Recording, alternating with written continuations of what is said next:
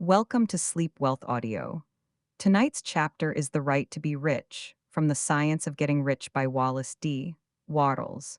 As you settle in and let your body relax, allow these ideas to move quietly through your mind. There is nothing you need to do right now. Just listen and rest. Chapter I, The Right to be Rich. Whatever may be said in praise of poverty, the fact remains that it is not possible to live a really complete or successful life unless one is rich. No man can rise to his greatest possible height in talent or soul development unless he has plenty of money. For to unfold the soul and to develop talent, he must have many things to use, and he cannot have these things unless he has money to buy them with. Man develops in mind, soul, and body by making use of things, and society is so organized that man must have money in order to become the possessor of things. Therefore, the basis of all advancement for man must be the science of getting rich. The object of all life is development, and everything that lives has an inalienable right to all the development it is capable of attaining. Mana's right to life means his right to have the free and unrestricted use of all the things which may be necessary to his fullest mental, spiritual, and physical unfoldment, or, in other words, his right to be rich. In this book, I shall not speak of riches in a figurative way. To be really rich does not mean to be satisfied or contented with a little. No man ought to be satisfied with a little if he is capable of using and enjoying more. The purpose of nature is the advancement and unfoldment of life, and every man should have all that can contribute to the power, elegance, beauty, and richness of life. To be content with less is sinful. The man who owns all he wants for the living of all the life he is capable of living is rich, and no man who has not plenty of money can have all he wants. Life has advanced so far and become so complex that even the most ordinary man or woman requires a great amount of wealth in order to live in a manner that even approaches completeness. Every person naturally wants to become all that he is capable of becoming. This desire to realize innate possibilities is inherent in human nature. We cannot help wanting to be all that we can be. Success in life is becoming what you want to be. You can become what you want to be only by making use of things, and you can have the free use of things only as you become rich enough to buy them. To understand the science of getting rich is therefore the most essential of all. In knowledge, there is nothing wrong in wanting to get rich. The desire for riches is really the desire for a richer, fuller, and more abundant life, and that desire is praiseworthy. The man who does not desire to live more abundantly is abnormal, and so the man who does not desire to have money enough to buy all he wants is abnormal.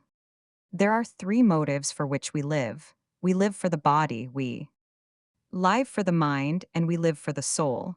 No one of these is better or holier than the other.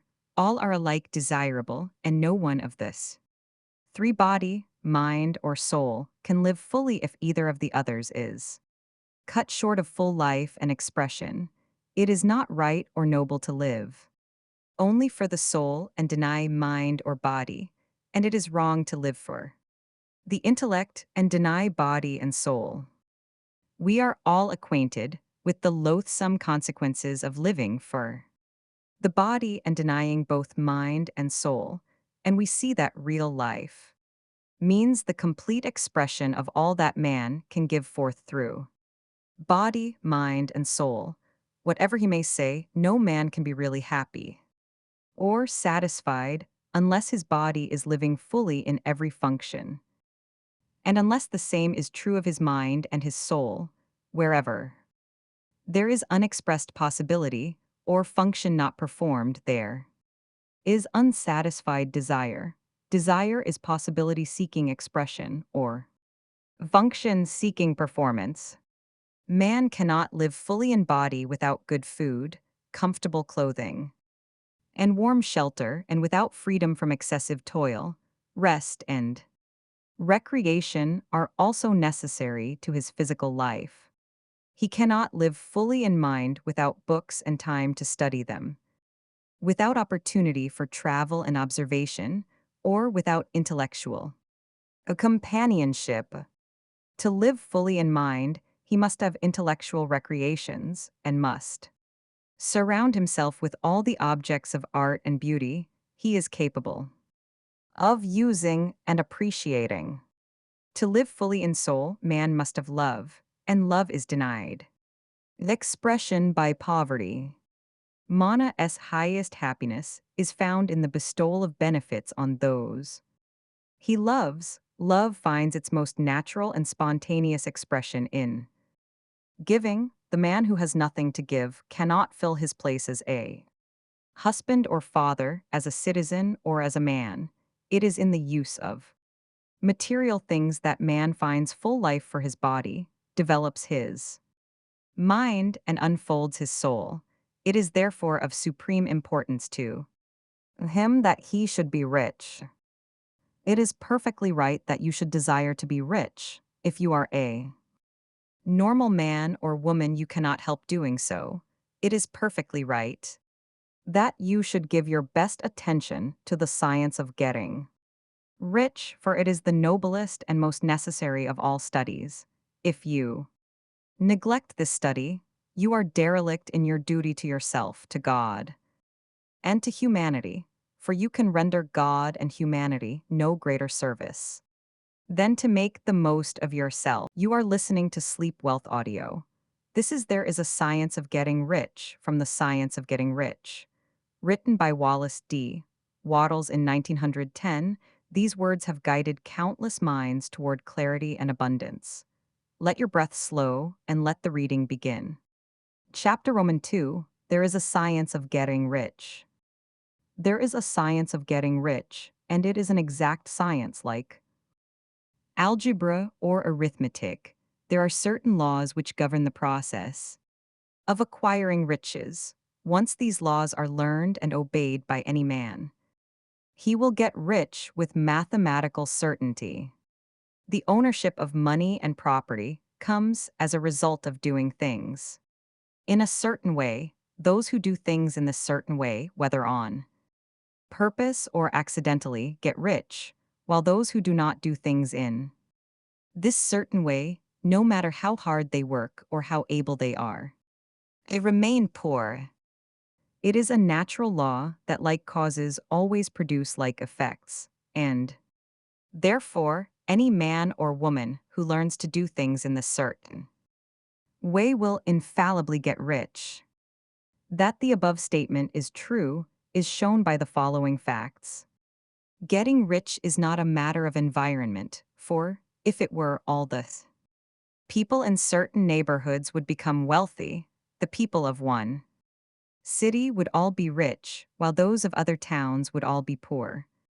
Or the inhabitants of one state would roll in wealth, while those of an adjoining state would be in poverty. But everywhere we see rich and poor living side by side, in the same environment and often engaged in the same vocations. When two men are in the same locality and in the same business, and one gets rich while the other remains poor, it shows that getting rich is not primarily a matter of environment. Some environments may be more favorable than others, but when two men in the same business are in the same neighborhood and one gets rich while the other fails, it indicates that getting rich is the result of doing things in a certain way. And further, the ability to do things in this certain way is not due solely to the possession of talent, for many people who have great talent remain poor, while others who have very little talent get rich. Studying the people who have got rich, we find that they are an average lot in all respects, having no greater talents and abilities than other men. It is evident that they do not get rich because they possess talents and abilities that other men have not, but because they happen to do things in a certain way. Getting rich is not the result of saving or a circumflex thrifta. Many vary. Penurious people are poor, while free spenders often get rich. Nor is getting rich due to doing things which others fail to do. For two men in the same business often do almost exactly the same things, and one gets rich while the other remains poor or becomes a bankrupt. From all these things, we must come to the conclusion that getting rich is the result of doing things in a certain way. If getting rich is the result of doing things in a certain way, and if like causes always produce like effects, then any man or woman who can do things in that way can become rich, and the whole matter is brought within the domain of exact science. The question arises here whether this certain way may not be so difficult that only a few may follow it. This cannot be true, as we have seen so far as natural ability is concerned. Talented people get rich and blockheads get rich. Intellectually brilliant people get rich and very stupid people get rich. Physically strong people get rich and weak and sickly people get rich. Some degree of ability to think and understand is, of course, essential, but in so far as natural ability is concerned, any man or woman who has sense enough to read and understand these words can certainly get rich. Also, we have seen that it is not a matter of environment. Location counts for something. One would not go to the heart of the Sahara and expect to do successful business. Getting rich involves the necessity of dealing with men and of being where there are people to deal with, and if these people are inclined to deal in the way you want to deal, so much the better. But that is about as far as environment goes. If anybody else in your town can get rich, so can you, and if anybody else in your state can get rich, so can you. Again, it is not a matter of choosing some particular business or profession. People get rich in every business and in every profession, while their next door neighbors in the same vocation remain in poverty. It is true that you will do best in a business which you like, and which is congenial to you, and if you have certain talents which are well developed, you will do best in a business which calls for the exercise of those talents. Also, you will do best in a business which is suited to your locality. An ice cream parlor would do better in a warm climate than in Greenland, and a salmon fishery will succeed better in the Northwest than in Florida, where there are no salmon. But aside from these general limitations, getting rich is not dependent upon your engaging in some particular business, but upon your learning to do things in a certain way. If you are now in business and anybody else in your locality is getting rich in the same business, while you are not getting rich, it is because you are not doing things in the same way that the other person is doing them. No one is prevented from getting rich by lack of capital. True, as you get capital, the increase becomes more easy and rapid, but one who has capital is already rich and does not need to consider how to become. So, no matter how poor you may be, if you begin to do things in the certain way, you will begin to get rich, and you will begin to have capital. The getting of capital is a part of the process of getting rich, and it is a part of the result which invariably follows the doing of things in the certain way.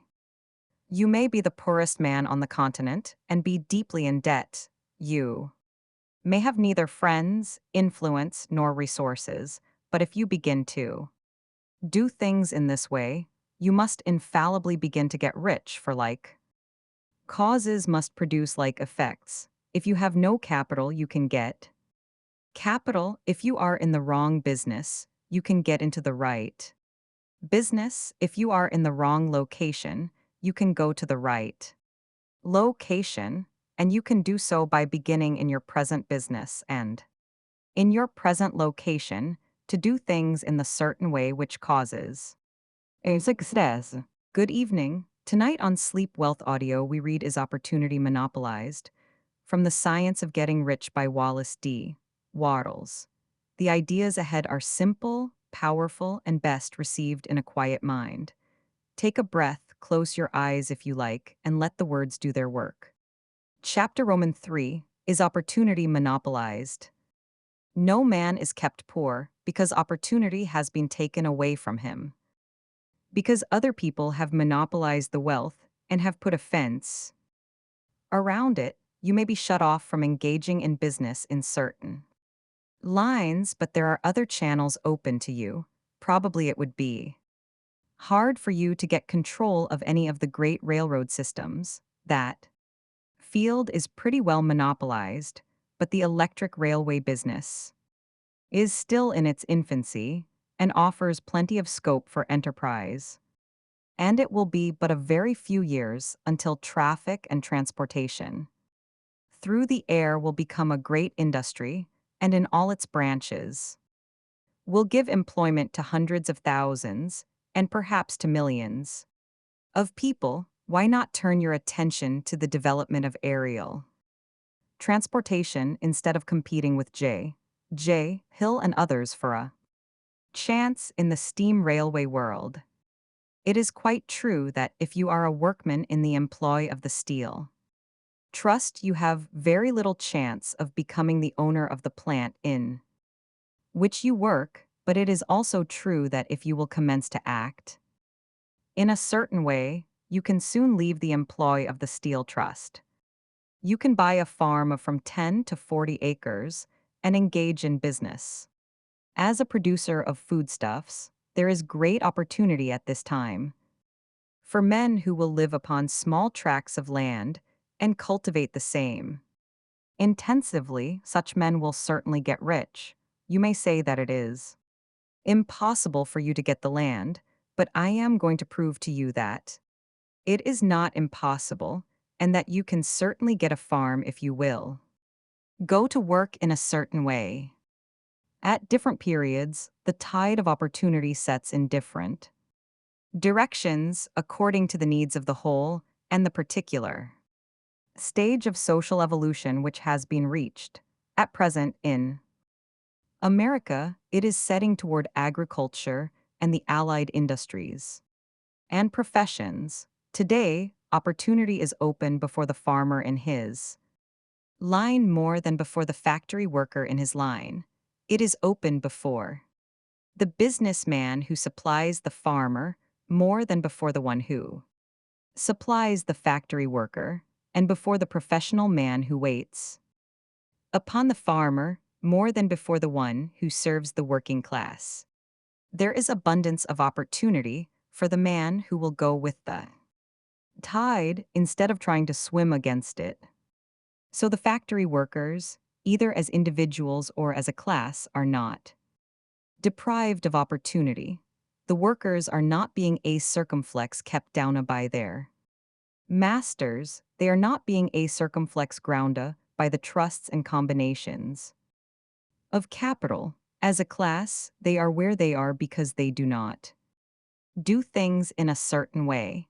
If the workers of America chose to do so, they could follow the example of their brothers in Belgium and other countries and establish great department stores and cooperative industries. They could elect men of their own class to office and pass laws favoring the development of such cooperative industries, and in a few years they could take peaceable possession of the industrial field. The working class may become the master class whenever they will begin to do things in a certain way. The law of wealth is the same for them as it is for all others. This they must learn, and they will remain where they are as long as they continue to do as they do.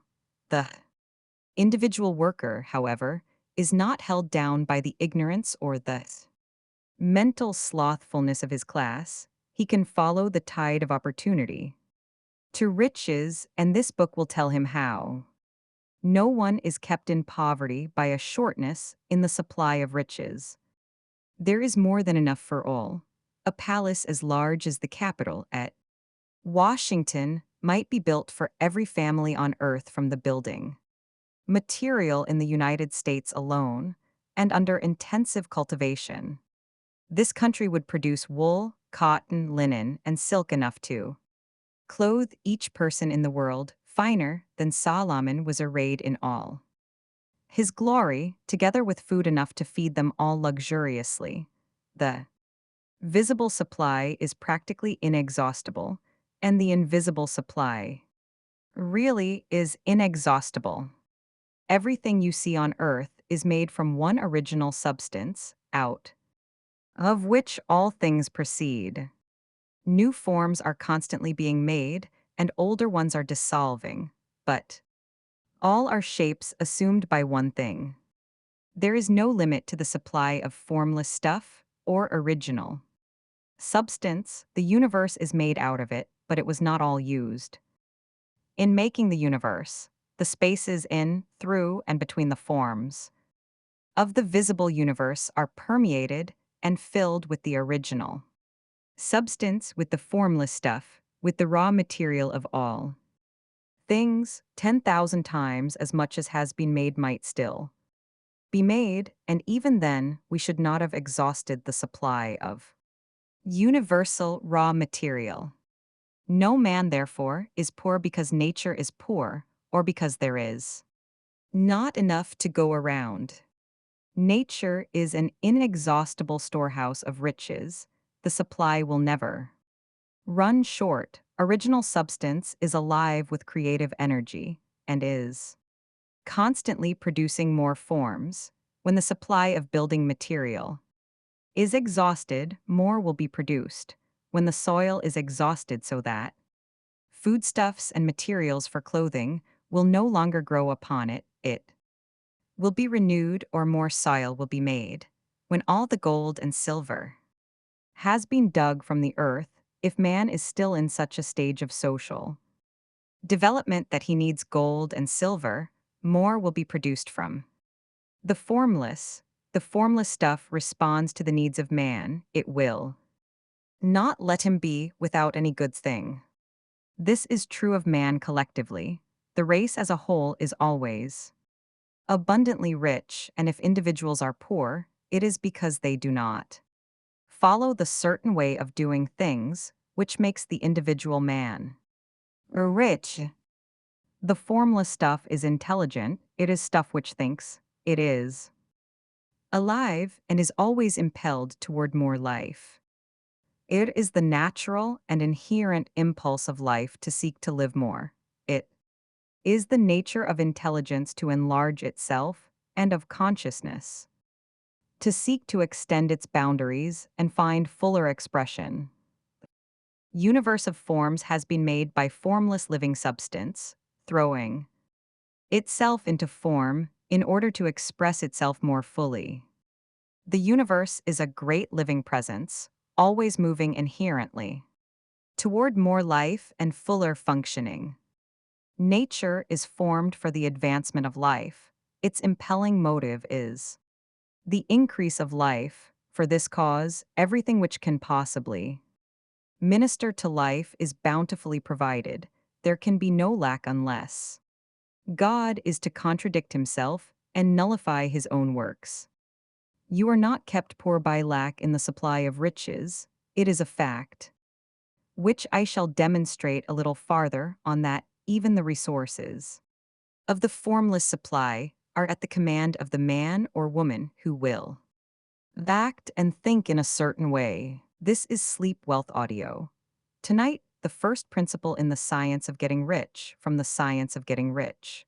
Wallace D. Wattles wrote these words in 1910, and they remain as alive today as ever. You do not need to analyze or remember anything. Simply listen and let your mind absorb what it is ready for. Chapter Roman 4, the first principle in the science of getting rich. Thought is the only power which can produce tangible riches from the formless substance. The stuff from which all things are made is a substance which thinks, and a thought of form in the substance produces the form. Original substance moves according to its thoughts.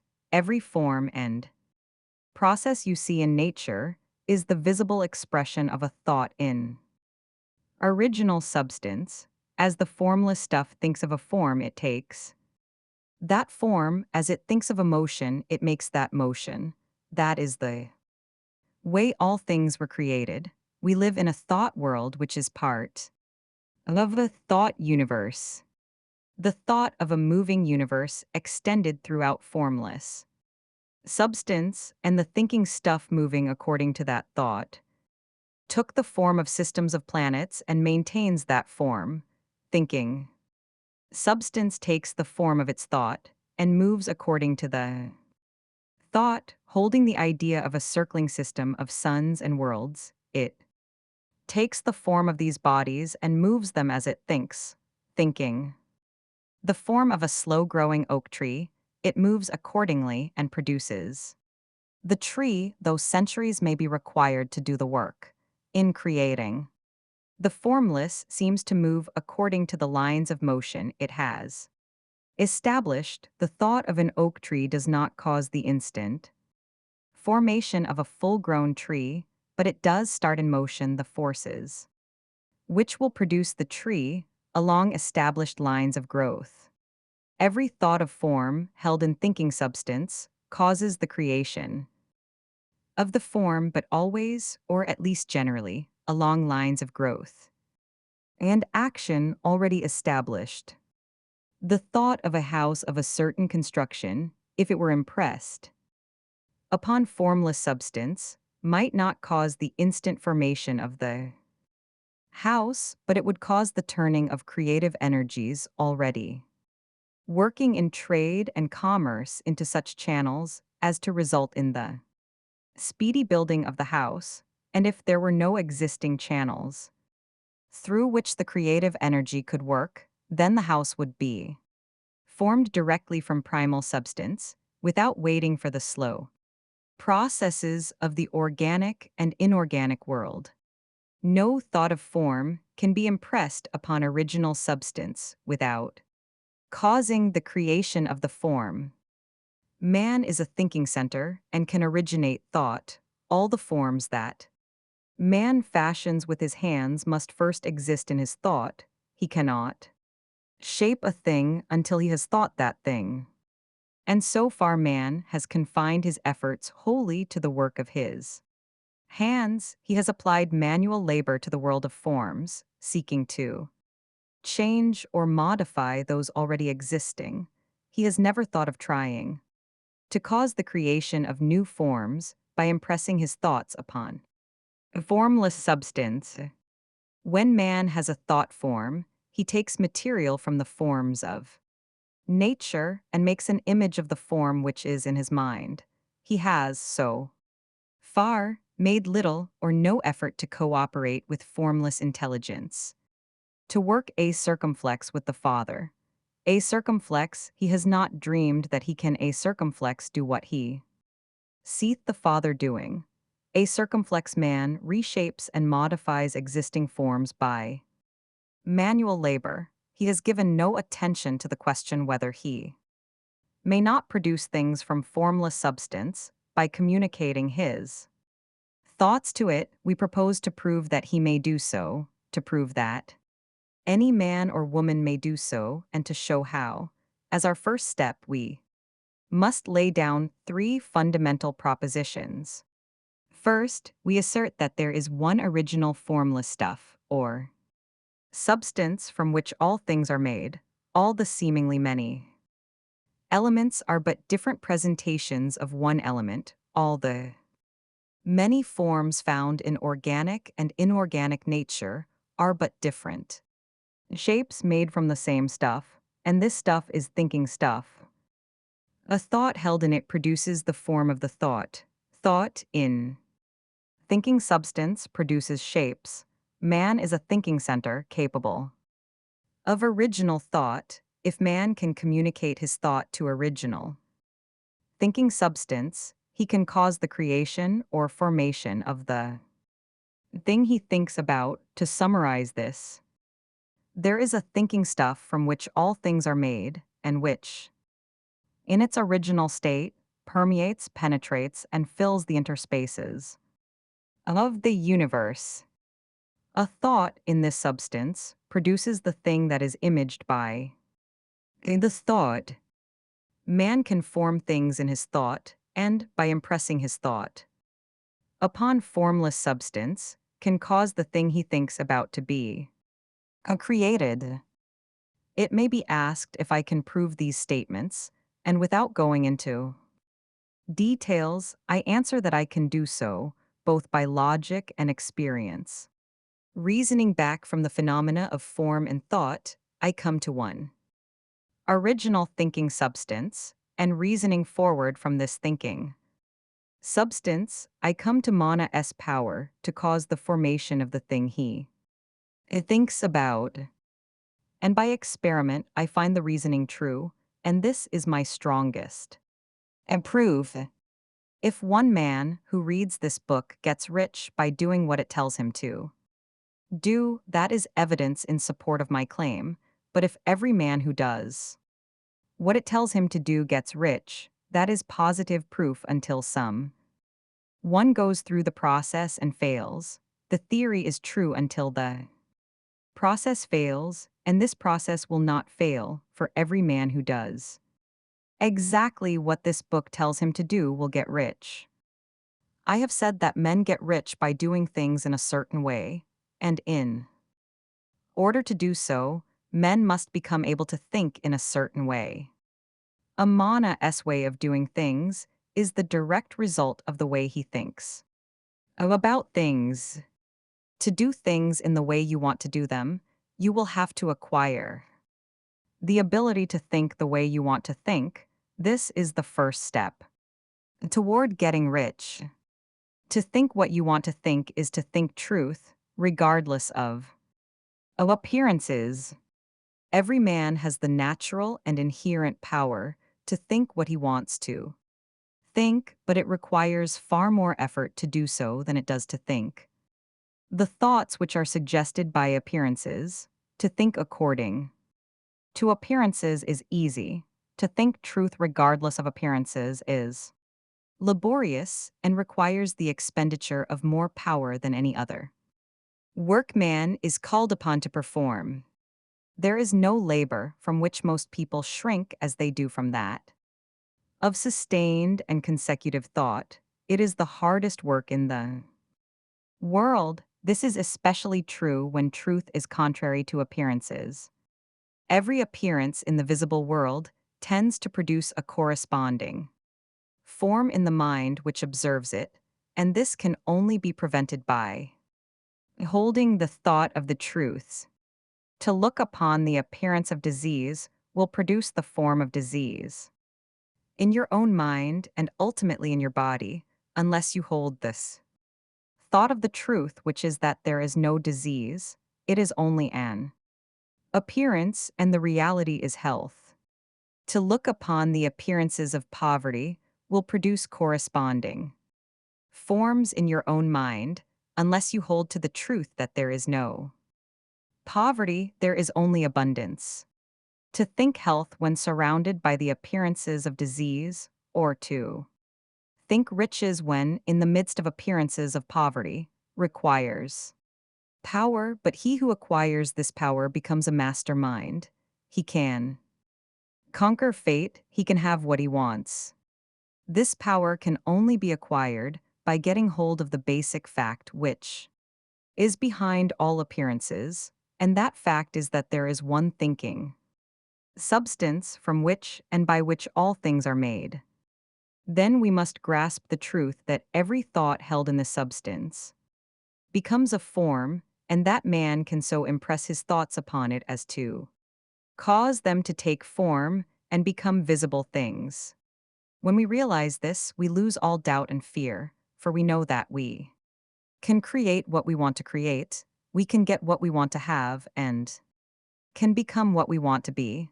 As a first step toward getting rich, you must believe the three fundamental statements given previously in this chapter, and in order to emphasize them, I repeat them here. There is a thinking stuff from which all things are made, and which, in its original state, permeates, penetrates, and fills the interspaces of the universe. A thought in this substance produces the thing that is imaged by the thought. Man can form things in his thought, and, by impressing his thought upon formless substance, can cause the thing he thinks about to be created. You must lay aside all other concepts of the universe than this monistic one, and you must dwell upon this until it is fixed in your mind and has become your habitual thought. Read these creed statements over and over again, fix every word upon your memory, and meditate upon them until you firmly believe what they say. If a doubt comes to you, cast it aside as a sin. Do not listen to arguments against this idea. Do not go to churches or lectures where a contrary concept of things is taught or preached. Do not read magazines or books which teach a different idea. If you get mixed up in your faith, all your efforts will be in vain. Do not ask why these things are true, nor speculate as to how they can be true, simply take them on trust. The science of getting rich begins with the absolute acceptance of this. Of faith. Welcome back to Sleep Wealth Audio. We continue tonight with Increasing Life from the Science of Getting Rich by Wallace D. Wattles. These are ideas worth sitting with slowly. Not rushed, not forced. Make yourself comfortable and let us begin. Chapter V. Increasing Life. You must get rid of the last vestige of the old idea that there is a deity whose will it is that you should be poor, or whose purposes may be served by keeping you in poverty.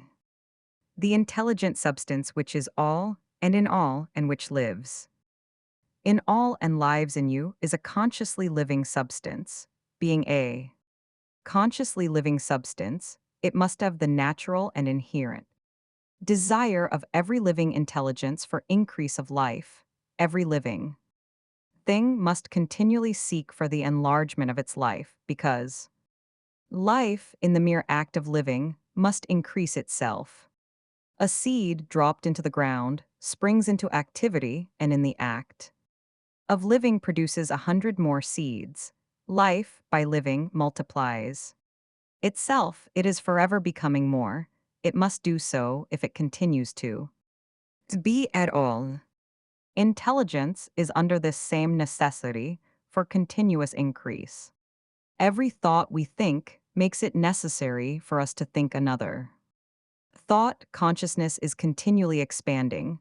Every fact we learn leads us to the learning of another fact. Knowledge is continually increasing. Every talent we cultivate brings to the mind the desire to cultivate another talent. We are subject to the urge of life, seeking expression, which ever drives us on to know more, to do more, and to be more. In order to know more, do more, and be more, we must have more. We must have things to use, for we learn and do and become only by using things. We must get rich so that we can live more.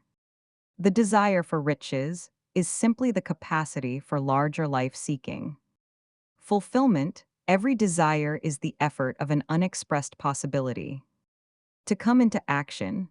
It is power seeking to manifest which causes desire. That which makes you want more money is the same as that which makes the plant grow. It is life seeking fuller expression. The one living substance must be subject to this inherent law of all life. It is permeated with the desire to live more. That is why it is under the necessity of creating things. The one substance desires to live more in you. hence it wants you to have all the things you can use. It is the desire of God that you should get rich. He wants you to get rich because he can express himself better through you if you have plenty of things to use in giving him expression. He can live more in you if you have unlimited command of the means of life. The universe desires you to have everything you want to have. Nature is friendly to your plans. Everything is naturally for you. Make up your mind that this is true. It is essential, however, that your purpose should harmonize with the purpose that is in all. You must want real life, not mere pleasure or sensual gratification. Life is the performance of function, and the individual really lives only when he performs every function, physical, mental, and spiritual, of which he is capable, without excess in any. You do not want to get rich in order to live swinishly, for the gratification of animal desires. That is not life, but the performance of every physical function is a part of life, and no one lives completely who denies the impulses of the body, a normal and healthful expression. You do not want to get rich solely to enjoy mental pleasures, to get knowledge to gratify ambition, to outshine others, to be famous. All these are a legitimate part of life, but the man who lives for the pleasures of the intellect alone will only have a partial life, and he will never be satisfied with his lot. You do not want to get rich solely for the good of others, to lose yourself for the salvation of mankind, to experience the joys of philanthropy and sacrifice. The joys of the soul are only a part of life, and they are no better or nobler than any other part. You want to get rich in order that you may eat, drink, and be merry. When it is time to do these things, in order that you may surround yourself with beautiful things, see distant lands, feed your mind, and develop your intellect, in order that you may love men and do kind things, and be able to play a good part in helping the world to find and truth.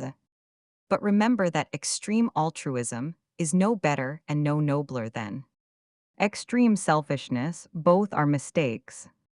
Get rid of the idea that God wants you to sacrifice yourself for others and that you can secure his favor by doing so.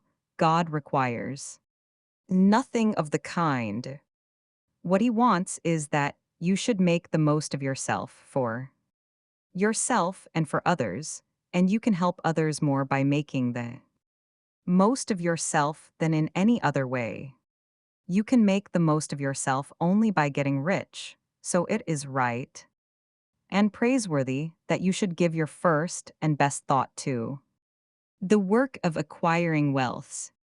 Remember, however, that the desire of substance is for all, and its movements must be for more life to all. It cannot be made to work for less life to any, because it is equally in all, seeking riches and life. Intelligent substance will make things for you, but it will not take things away from someone else and give them to you. You must get rid of the thought of competition. You are to create, not to compete for what is already created. You do not have to take anything away from anyone. You do not have to drive sharp bargains. You do not have to cheat or to take advantage. You do not need to let any man work for you for less than he earns. You do not have to covet the property of others or to look at it with wishful eyes. No man has anything of which you cannot have the like, and that without taking what he has away from him. You are to become a creator, not a competitor. You are going to get what you want, but in such a way that, when you get it, every other man will have more than he has now. I am aware that there are men who get a vast amount of money by proceeding in direct opposition to the statements in the paragraph above, and may add a word of explanation here. Men of the plutocratic type who become very rich do so sometimes purely by their extraordinary ability on the plane of competition, and sometimes they unconsciously relate themselves to substance in its great purposes and movements for the general racial upbuilding through industrial evolution. Rockefeller, Carnegie, Morgan, et al. Have been the unconscious agents of the supreme in the necessary work of systematizing and organizing productive industry, and in the end, their work will contribute immensely toward increased life for all. Their day is nearly over. They have organized production and will soon be succeeded by the agents of the multitude who will organize the machinery of distribution. The multimillionaires are like the monster reptiles of the prehistoric eras. They play a necessary part in the evolutionary process, but the same power which produced them will dispose of them, and it is well to bear in mind that they have never been really rich. A record of the private lives of most of this class will show that they have really been the most abject and wretched of the poor. Riches secured on the competitive plane are never satisfactory and permanent. They are yours today and another as tomorrow. Remember, if you are to become rich in a scientific and certain way, you must rise entirely out of the competitive thought. You must never think for a moment that the supply is limited. Just as soon as you begin to think that all the money is being a circumflex corneretta and controlled by bankers and others, and that you must exert yourself to get laws passed to stop this process, and so on, in that moment you drop into the competitive mind, and your power to cause creation is gone for the time being. And what is worse, you will probably arrest the creative movements you have already instituted. Know that there are countless millions of dollars worth of gold in the mountains of the earth not yet brought to light, and know that if there were not, more would be created from thinking substance to supply your needs. Know that the money you need will come, even if it is necessary for 1,000 men to be led to the discovery of new gold mines tomorrow. Never look at the visible supply, look always at the limitless riches in formless substance, and know that they are coming to you as fast as you can receive and use them. Nobody, by cornering the visible supply, can prevent you from getting what is yours. So never allow yourself to think for an instant that all the best building spots will be taken before you get ready to build your house. Unless you hurry, never worry about the trusts and combines and get anxious for fear they will soon come to own the whole earth. Never get afraid that you will lose what you want because some other person a circumflex beats you to it.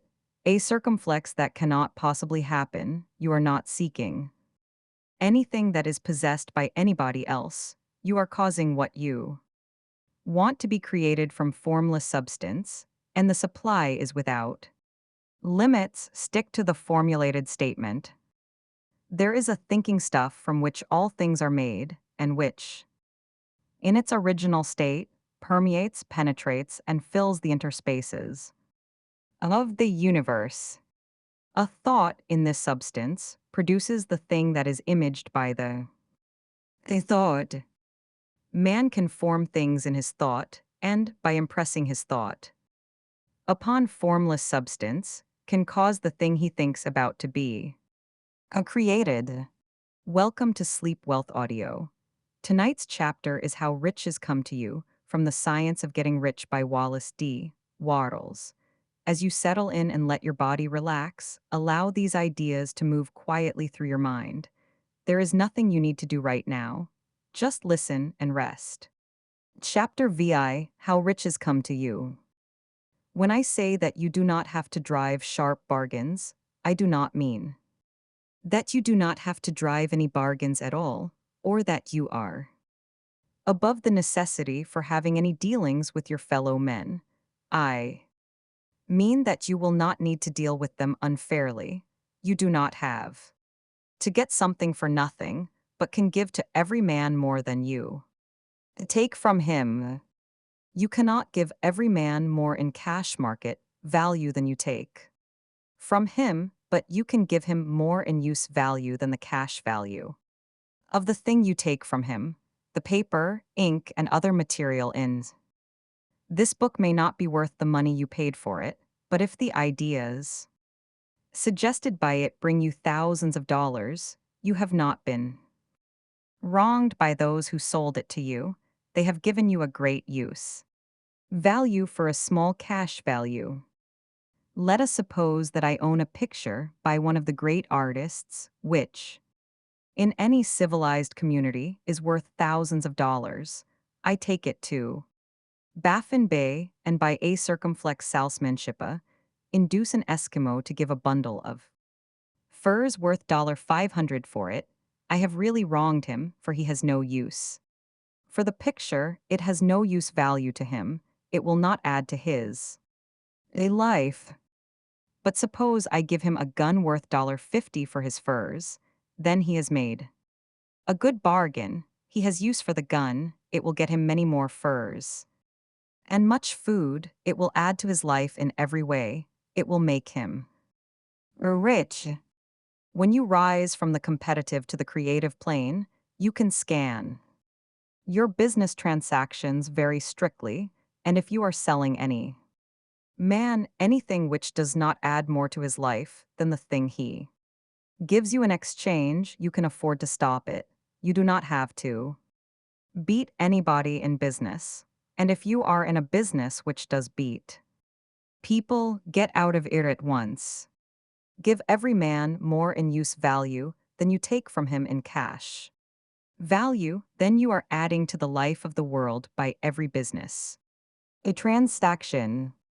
If you have people working for you, you must take from them more in cash value than you pay them in wages, but you can so organize your business that it will be filled with the principle of advancement, and so that each employee who wishes to do so may advance a little every day. You can make your business do for your employees what this book is doing for you. You can so conduct your business that it will be a sort of ladder by which every employee who will take the trouble may climb to riches himself, and given the opportunity, if he will not do so, it is not your fault. And finally, because you are to cause the creation of your riches from formless substance which permeates all your environment, it does not follow that they are to take shape from the atmosphere and come into being before your eyes. If you want a sewing machine, for instance, I do not mean to tell you that you are to impress the thought of a sewing machine on thinking substance until the machine is formed without hands, in the room where you sit or elsewhere. But if you want a sewing machine, hold the mental image of it with the most positive certainty that it is being made or is on its way to you. After once forming the thought, have the most absolute and unquestioning faith that the sewing machine is coming. Never think of it or speak of it in any other way than as being sure to arrive. Claim it as already yours.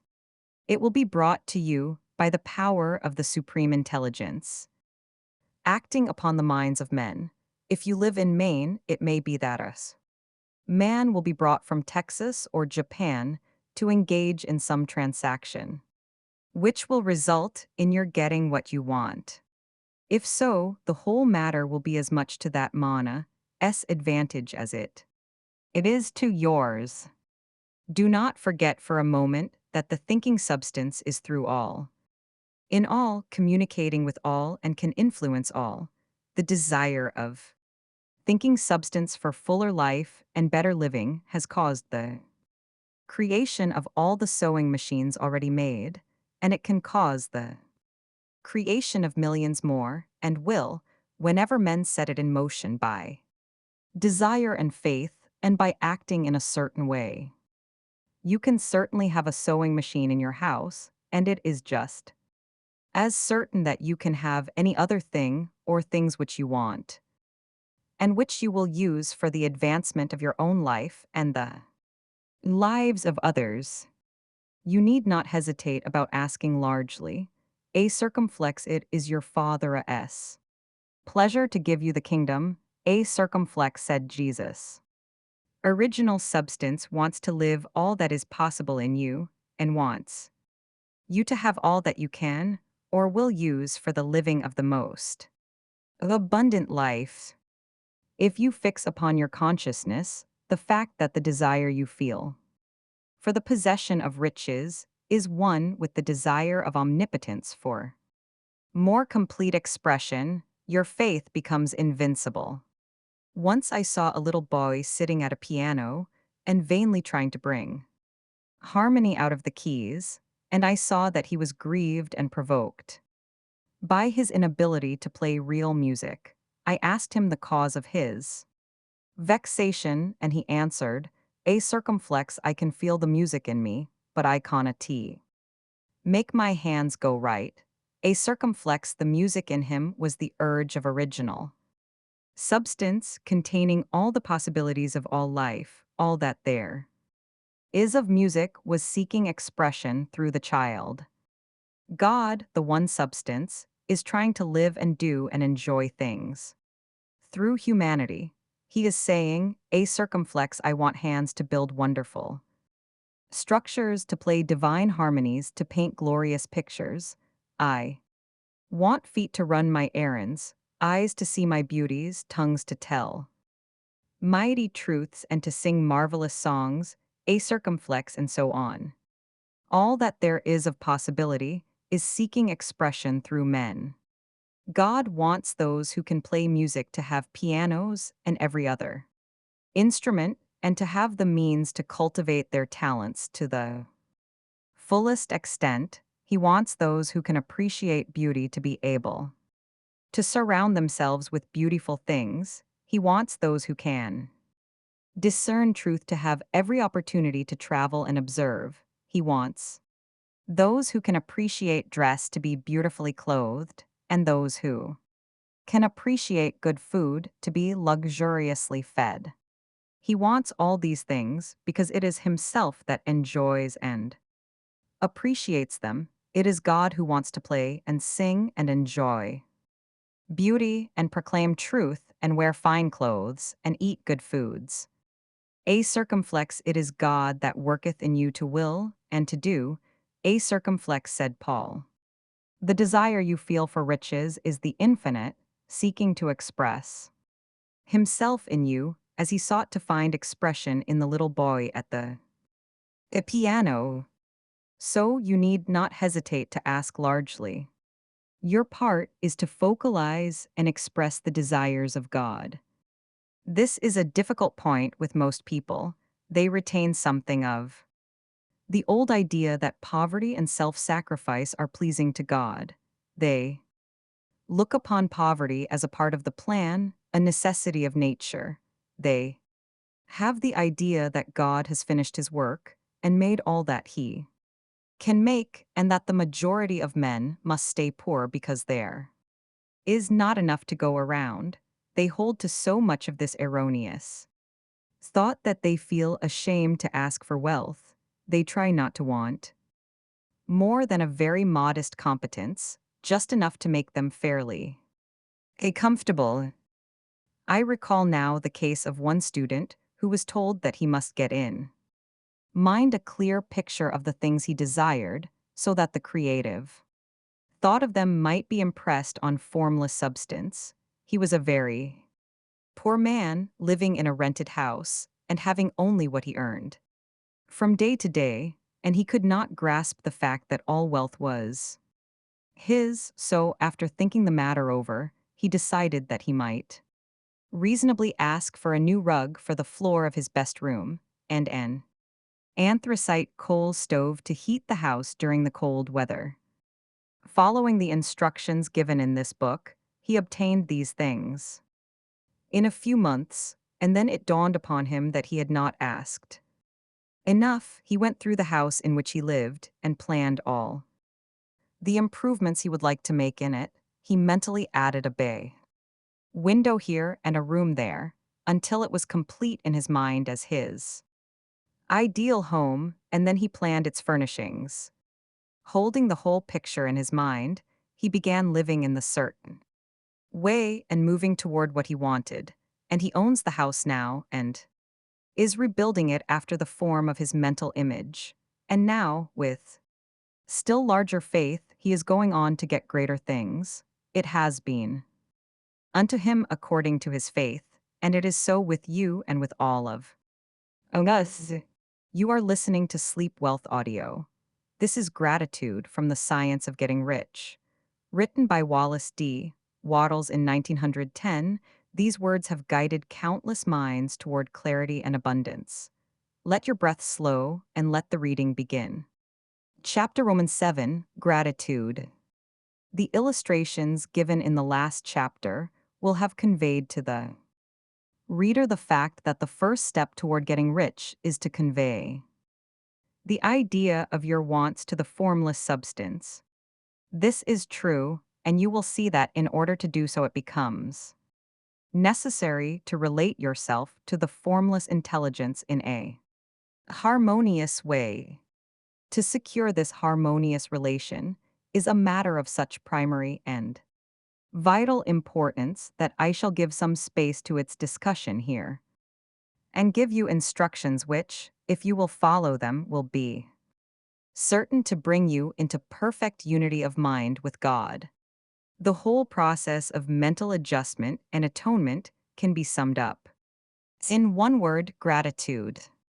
First, you believe that there is one intelligent substance from which all things proceed. Second, you believe that this substance gives you everything you desire. And third, you relate yourself to it by a feeling of deep and profound gratitude. Many people who order their lives rightly in all other ways are kept in poverty by their lack of gratitude. Having received one gift from God, they cut the wires which connect them with Him by failing to make acknowledgement. It is easy to understand that the nearer we live to the source of wealth, the more wealth we shall receive, and it is easy also to understand that the soul that is always grateful lives in closer touch with God than the one which never looks to Him in thankful acknowledgement. The more gratefully we fix our minds on the Supreme when good things come to us, the more good things we will receive, and the more rapidly they will come, and the reason simply is that the mental attitude of gratitude draws the mind into closer touch with the source from which the blessings come. If it is a new thought to you that gratitude brings your whole mind into closer harmony with the creative energies of the universe, consider it well and you will see that it is true. The good things you already have come to you along the line of obedience to certain laws. Gratitude will lead your mind out along the ways by which things come, and it will keep you in close harmony with creative thought and prevent you from falling into competitive thought. Gratitude alone can keep you looking toward the all and prevent you from falling into the error of thinking of the supply as limited, and to do that would be fatal to your hopes. There is a law of gratitude, and it is absolutely necessary that you should observe the law if you are to get the results you seek. The law of gratitude is the natural principle that action and reaction are always equal and in opposite directions. The grateful outreaching of your mind in thankful praise to the Supreme is a liberation or expenditure of force. It cannot fail to reach that to which it is addressed, and the reaction is an instantaneous movement toward you. A circumflex draw nigh unto God, and He will draw nigh unto you. A circumflex that is a statement of psychological truth. And if your gratitude is strong and constant, the reaction in formless substance will be strong and continuous, the movement of the things you want will be always toward you. Notice the grateful attitude that Jesus took, how he always seems to be saying, A circumflex, I thank thee, Father, that thou hearest me. A circumflex, you cannot exercise much power without gratitude. For it is gratitude that keeps you connected with power. But the value of gratitude does not consist solely in getting you more blessings in the future. Without gratitude, you cannot long keep from dissatisfied thought regarding things as they are.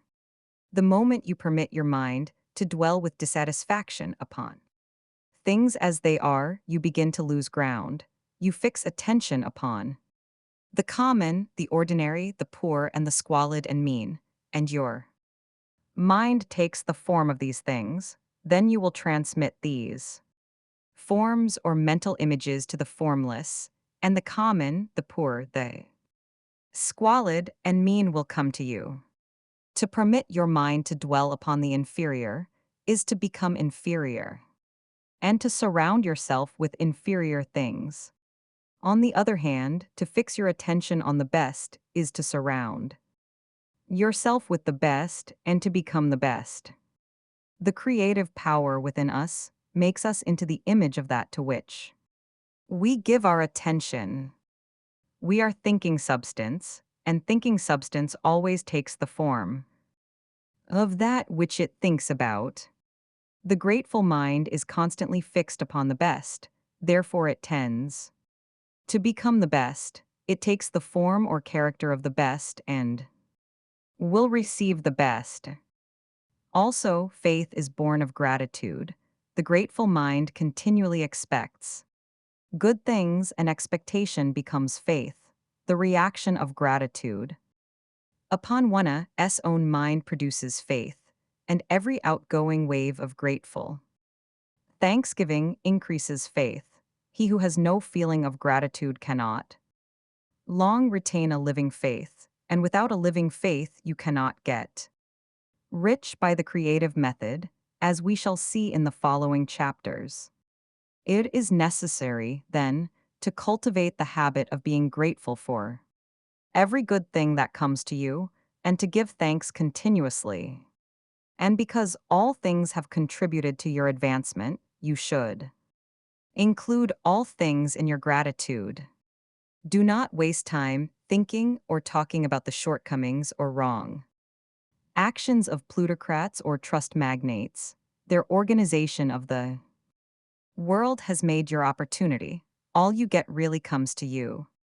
Because of them, do not rage against corrupt politicians.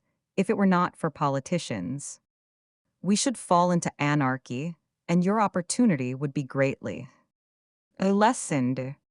God has worked a long time and very patiently to bring us up to where we are in industry and government, and he is going right on with his work. There is not the least doubt that he will do away with plutocrats, trust magnates, captains of industry, and politicians as soon as they can be spared. But in the meantime, behold, they are all very good. Remember that they are all helping to arrange the lines of transmission along which your riches will come to you, and be grateful to them all. This will bring you into harmonious relations with the good in everything, and the good in everything will move toward you. Good evening. Tonight on Sleep Wealth Audio, we read Thinking in the Certain Way from The Science of Getting Rich by Wallace D. Wattles.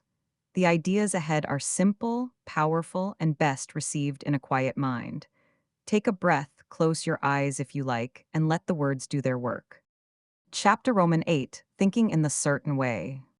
Turn back to Chapter VI and read again the story of the man who formed a mental image of his house, and you will get a fair idea of the initial step toward getting rich. You must form a clear and definite mental picture of what you want. You cannot transmit an idea unless you have it yourself. You must have it before you can give it, and many people fail to impress thinking substance because they have themselves only a vague and misty concept of the things they want to do, to have, or to become. It is not enough that you should have a general desire for wealth a circumflex to do good with that. Everybody has that desire. It is not enough that you should have a wish to travel, see things, live more, etc. Everybody has those desires also. If you were going to send a wireless message to a friend, you would not send the letters of the alphabet in their order and let him construct the message for himself, nor would you take words at random from the dictionary. You would send a coherent sentence, one which meant something. When you try to impress your wants upon substance, remember that it must be done by a coherent statement. You must know what you want and be definite. You can never get rich or start the creative power into action by sending out unformed longings and vague desires. Go over your desires just as the man I have described went over his house. See just what you want and get a clear mental picture of it as you wish it to look when you get it. That clear mental picture you must have continually in mind, as the sailor has in mind the port toward which he is sailing the ship. You must keep your face toward it all the time. You must no more lose sight of it than the steersman loses sight of the compass. It is not necessary to take exercises in concentration, nor to set apart special times for prayer and affirmation, nor to a circumflex go into the silence, a circumflex, nor to do occult stunts of any kind.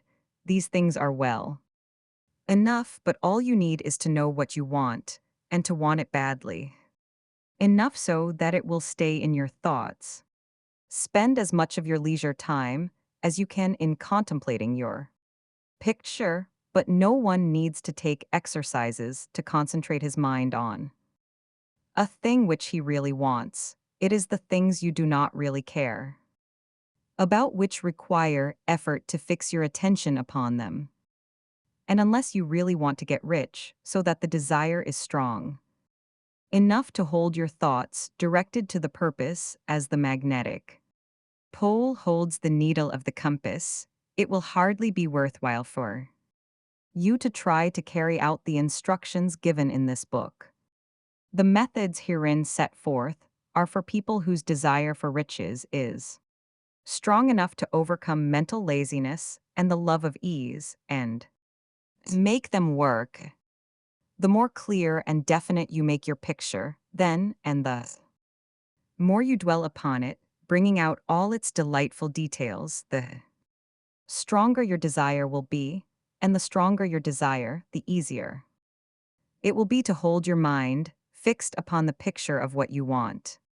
Something more is necessary, however, than merely to see the picture clearly. If that is all you do, you are only a dreamer and will have little or no power for accomplishment.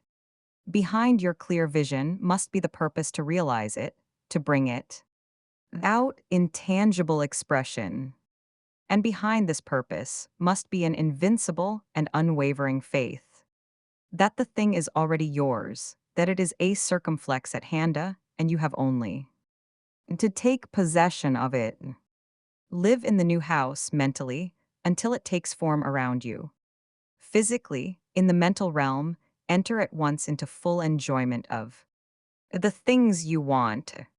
A circumflex whatsoever things ye ask for when ye pray, believe that ye receive them, and ye shall have them. A circumflex, said Jesus. See the things you want as if they were actually around you all the time. See yourself as owning and using them. Make use of them in imagination just as you will use them when they are your tangible possessions. Dwell upon your mental picture until it is clear and distinct, and then take the mental attitude of ownership toward everything in that picture. Take possession of it in mind in the full faith that it is actually yours, Hold to this mental ownership, do not waver for an instant in the faith that it is real. And remember what was said in a preceding chapter about gratitude. Be as thankful for it all the time as you expect to be when it has taken form. The man who can sincerely thank God for the things which as yet he owns only in imagination has real faith. He will get rich, he will cause the creation of whatsoever he wants. You do not need to pray repeatedly for the things you want. It is not necessary to tell God about it every day. A circumflex use, not vain repetitions as the heathen do. A circumflex, said Jesus to his pupils. A circumflex, for your Father knoweth that ye have need of these things before ye ask him. A circumflex. Your part is to intelligently formulate your desire for the things which make for a larger life, and to get these desires arranged into a coherent whole, and then to impress this whole desire upon the formless substance which has the power and the will to bring you what you want. You do not make this impression by repeating strings of words. You make it by holding the vision with unshakable purpose to attain it, and with steadfast faith that you do attain it. The answer to prayer is not according to your faith while you are talking, but according to your faith while you are working. You cannot impress the mind of God by having a special Sabbath day set apart to tell him what you want, and then forgetting him during the rest of the week. You cannot impress him by having special hours to go into your closet and pray, if you then dismiss the matter from your mind until the hour of prayer comes again. Oral prayer is well enough and has its effect, especially upon yourself, in clarifying your vision and strengthening your faith, but it is not your oral petitions which get you what you want. In order to get rich, you do not need a circumflex sweet hour of prayer. You need to a circumflex pray without ceasing. A circumflex, and by prayer I mean holding steadily to your vision, with the purpose to cause its creation into solid form, and the faith that you are doing so. A circumflex, believe that ye receive them. A circumflex. The whole matter turns on receiving, once you have clearly formed your vision. When you have formed it, it is well to make an oral statement addressing the Supreme in reverent prayer, and from that moment you must in mind receive what you ask for. Live in the new house, wear the fine clothes, ride in the automobile, go on the journey, and confidently plan for greater journeys. Think and speak of all the things you have asked for in terms of actual present ownership. Imagine an environment and a financial condition exactly as you want them, and live all the time in that imaginary environment and financial condition. Mind, however, that you do not do this as a mere dreamer and castle builder. Hold to the faith that the imaginary is being realized, and to the purpose to realize it. Remember that it is faith and purpose in the use of the imagination which make the difference between the scientist and the dreamer. And having learned this fact, it is here that you must learn the proper use of the will. This is Sleep Wealth Audio. Tonight, how to use the will from the science of getting rich. Wallace D. Wattles wrote these words in 1910, and they remain as alive today as ever. You do not need to analyze or remember anything. Simply listen and let your mind absorb what it is ready for. Chapter Roman 9, How to Use the Will. To set about getting rich in a scientific way, you do not try to apply your willpower to anything outside of yourself. You have no right to do so anyway. It is wrong to apply your will to other men and women in order to get them to do what you wish done. It is as flagrantly wrong to coerce people by mental power as it is to coerce them by physical power. If compelling people by physical force to do things for you reduces them to slavery, compelling them by mental means accomplishes exactly the same thing. The only difference is in methods. If taking things from people by physical force is robbery, then taking things by mental force is robbery also. There is no difference in principle. You have no right to use your willpower upon another person, even a circumflex for his own good, for you do not know what is for his good. The science of getting rich does not require you to apply power or force to any other person in any way whatsoever. There is not the slightest necessity for doing so. Indeed, any attempt to use your will upon others will only tend to defeat your purpose. You do not need to apply your will to things in order to compel them to come to you. That would simply be trying to coerce God and would be foolish and useless as well as irreverent. You do not have to compel God to give you good things any more than you have to use your willpower to make the sun rise. You do not have to use your willpower to conquer an unfriendly deity or to make stubborn and rebellious forces do your bidding. Substance is friendly to you and is more anxious to give you what you want than you are to get it. To get rich, you need only to use your willpower upon yourself. When you know what to think and do, then you must use your will to compel yourself to think and do the right things. That is the legitimate use of the will in getting what you want to use it in. Holding yourself to the right course, use your will to keep yourself thinking and acting in the certain way. Do not try to project your will or your thoughts or your mind out into space to a circumflex acta on things or people. Keep your mind at home, it can accomplish more there than elsewhere. Use your mind to form a mental image of what you want and to hold that vision with faith and purpose, and use your will to keep your mind working in the right ways.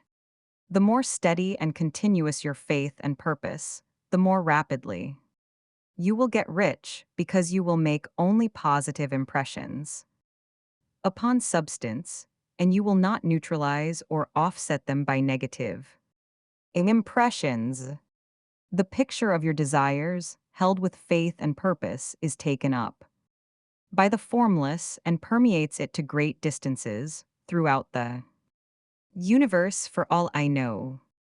As this impression spreads, all things are set moving toward its realization, every living thing, every inanimate thing, and thus things yet uncreated are stirred toward bringing into being that which you want. All force begins to be exerted in that direction.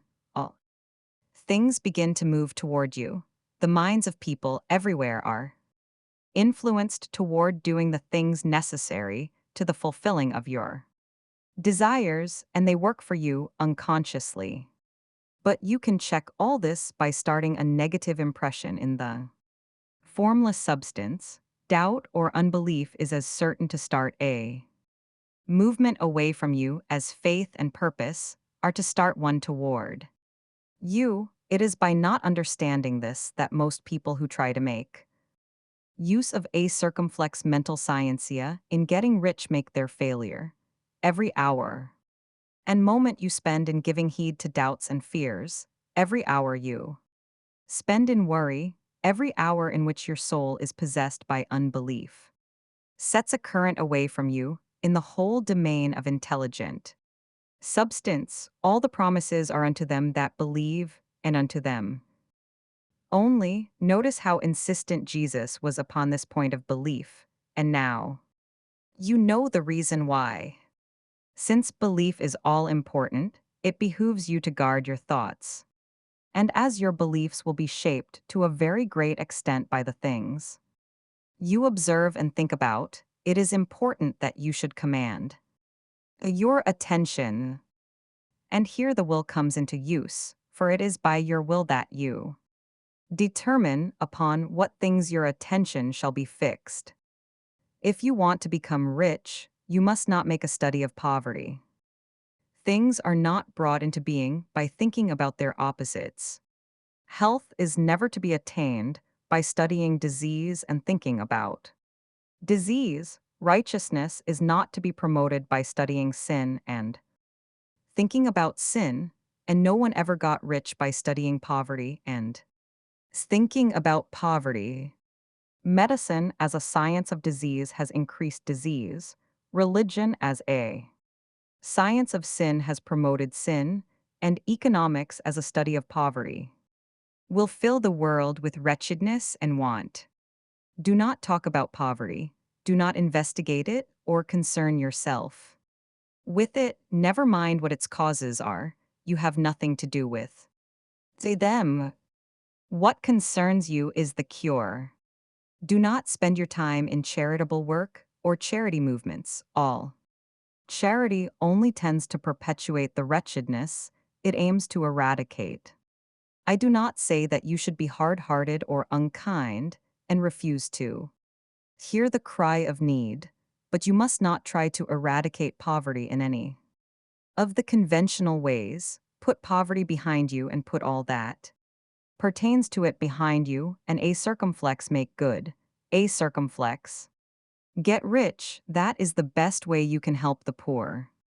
And you cannot hold the mental image which is to make you rich if you fill your mind with pictures of poverty.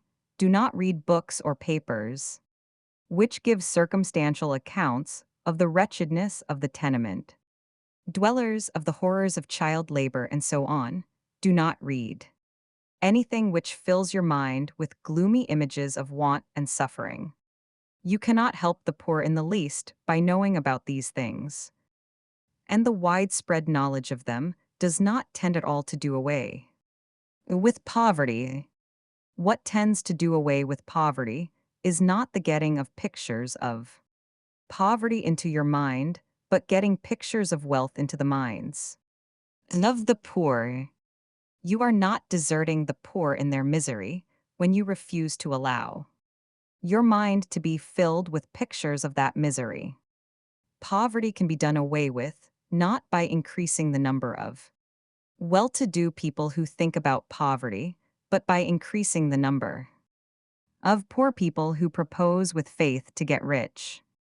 The poor do not need charity, they need inspiration. Charity only sends them a loaf of bread to keep them alive in their wretchedness, or gives them an entertainment to make them forget for an hour or two, but inspiration will cause them to rise out of their misery. If you want to help the poor, demonstrate to them that they can become rich, prove it by getting rich yourself. The only way in which poverty will ever be banished from this world is by getting a large and constantly increasing number of people to practice the teachings of this book. People must be taught to become rich by creation, not by competition. Every man who becomes rich by competition throws down behind him the ladder by which he rises and keeps others down, but every man who gets rich by creation opens a way for thousands to follow him and inspires them to do so. You are not showing hardness of heart or an unfeeling disposition when you refuse to pity poverty, see poverty, read about poverty, or think or talk about it, or to listen to those who do talk about it. Use your willpower to keep your mind off the subject of poverty, and to keep it fixed with faith and purpose on the vision of what you want. Welcome back to Sleep Wealth Audio. We continue tonight with further use of the will from The Science of Getting Rich by Wallace D. Wattles. These are ideas worth sitting with slowly. Not rushed, not forced. Make yourself comfortable and let us begin. Chapter X, Further Use of the Will. You cannot retain a true and clear vision of wealth if you are constantly turning your attention to opposing pictures, whether they be external or imaginary. Do not tell of your past troubles of a financial nature, if you have had them. Do not think of them at all. Do not tell of the poverty of your parents, or the hardships of your early life. To do any of these things is to mentally class yourself with the poor for the time being, and it will certainly check the movement of things in your direction. A circumflex, let the dead bury their dead. A circumflex, as Jesus said. Put poverty and all things that pertain to poverty completely behind. You have accepted a certain theory of the universe as being correct, and are resting all your hopes of happiness on its being correct. And what can you gain by giving heed to conflicting theories? Do not read religious books which tell you that the world is soon coming to an end, and do not read the writings of muckrakers and pessimistic philosophers who tell you that it is going to the devil. The world is not going to the devil, it is going to God. It is a wonderful becoming. True, there may be a good many things in existing conditions which are disagreeable, but what is the use of studying them when they are certainly passing away, and when the study of them only tends to check their passing and keep them with us? Why give time and attention to things which are being removed by evolutionary growth when you can hasten their removal only by promoting the evolutionary growth as far as your part of it goes? No matter how horrible in seeming may be the conditions in certain countries, sections, or places, you waste your time and destroy your own chances by considering them. You should interest yourself in the world's becoming rich. Think of the riches the world is coming into, instead of the poverty it is growing out of, and bear in mind that the only way in which you can assist the world in growing rich is by growing rich yourself through the creative method, not the competitive one. Give your attention wholly to riches, ignore poverty. Whenever you think or speak of those who are poor, think and speak of them as those who are becoming rich, as those who are to be congratulated rather than pitied. Then they and others will catch the inspiration and begin to search for the way out. Because I say that you are to give your whole time and mind and thought to riches, it does not follow that you are to be sordid or mean. To become really rich is the noblest aim you can have in life, for it includes everything else. On the competitive plane, the struggle to get rich is a godless scramble for power over other men, but when we come into the creative mind, all this is changed. All that is possible in the way of greatness and soul unfoldment, of service and lofty endeavor, comes by way of getting rich. All is made possible by the use of things. If you lack for physical health, you will find that the attainment of it is conditional on your getting rich. Only those who are emancipated from financial worry and who have the means to live a carefree existence and follow hygienic practices can have and retain healths. Moral and spiritual greatness is possible only to those who are above the competitive battle for existence, and only those who are becoming rich on the plane of creative thought are free from the degrading influences of competition. If your heart is set on domestic happiness, remember that love flourishes best where there is refinement, a high level of thought, and freedom from corrupting influences, and these are to be found only where riches are attained by the exercise of creative thought without strife or rivalry. You can aim at nothing so great or noble, I repeat, as to become rich.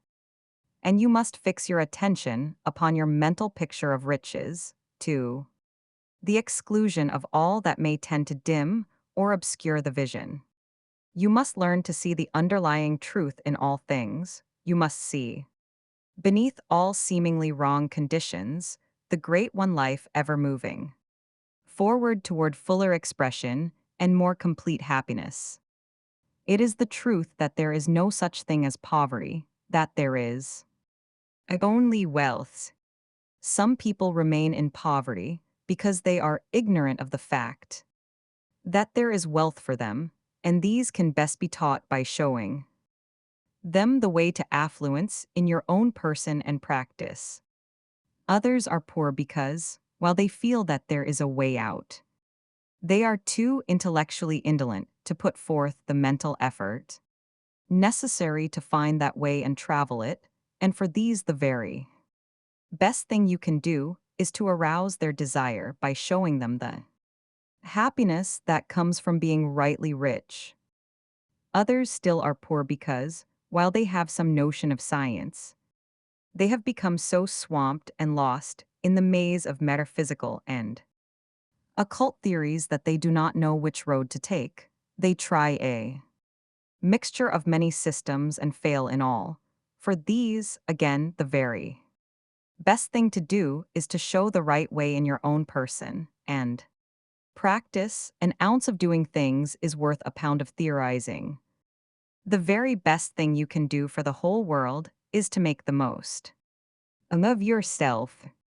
You can serve God and man in no more effective way than by getting rich, that is, if you get rich by the creative method and not by the a competitive one. Another thing, we assert that this book gives in detail the principles of the science of getting rich, and if that is true, you do not need to read any other book upon the subject.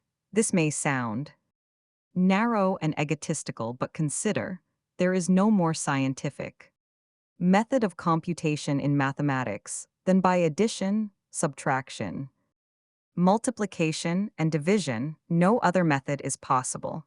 There can be but one shortest distance between 2 points. There is only one way to think scientifically, and that is to think in the way that leads by the most direct and simple route to the goal. No man has yet formulated a briefer or less complex a circumflex systema than the one set forth herein. It has been stripped of all non-essentials.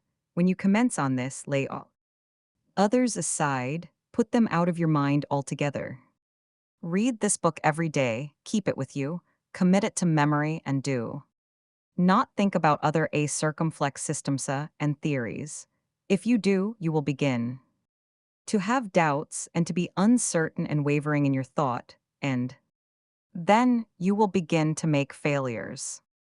After you have made good and become rich, you may study other systems as much as you please, but until you are quite sure that you have gained what you want, do not read anything on this line but this book, unless it be the authors mentioned in the preface. And read only the most optimistic comments on the World S News, those in harmony with your picture. Also, postpone your investigations into the occult. Do not dabble in theosophy, spiritualism, or kindred studies. It is very likely that the dead still live and are near, but if they are, let them alone. Mind your own business.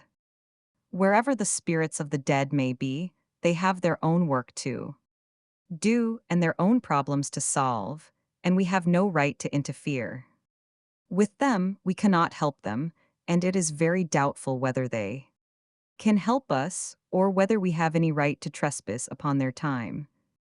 If they can, let the dead and the hereafter alone and solve your own problem. Get rich. If you begin to mix with the occult, you will start mental cross currents, which will surely bring your hopes to shipwreck. Now, this and the preceding chapters have brought us to the following: a statement of basic facts.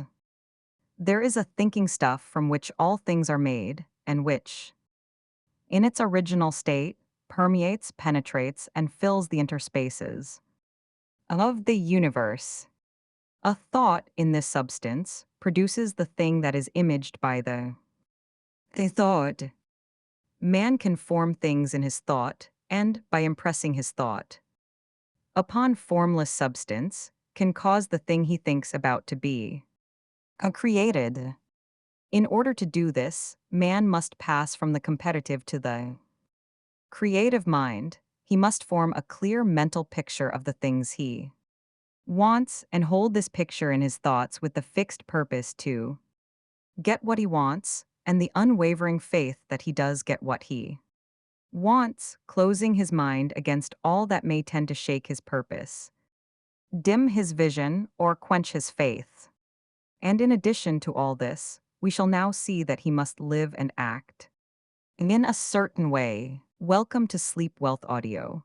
Tonight's chapter is Acting in the Certain Way from The Science of Getting Rich by Wallace D. Wattles.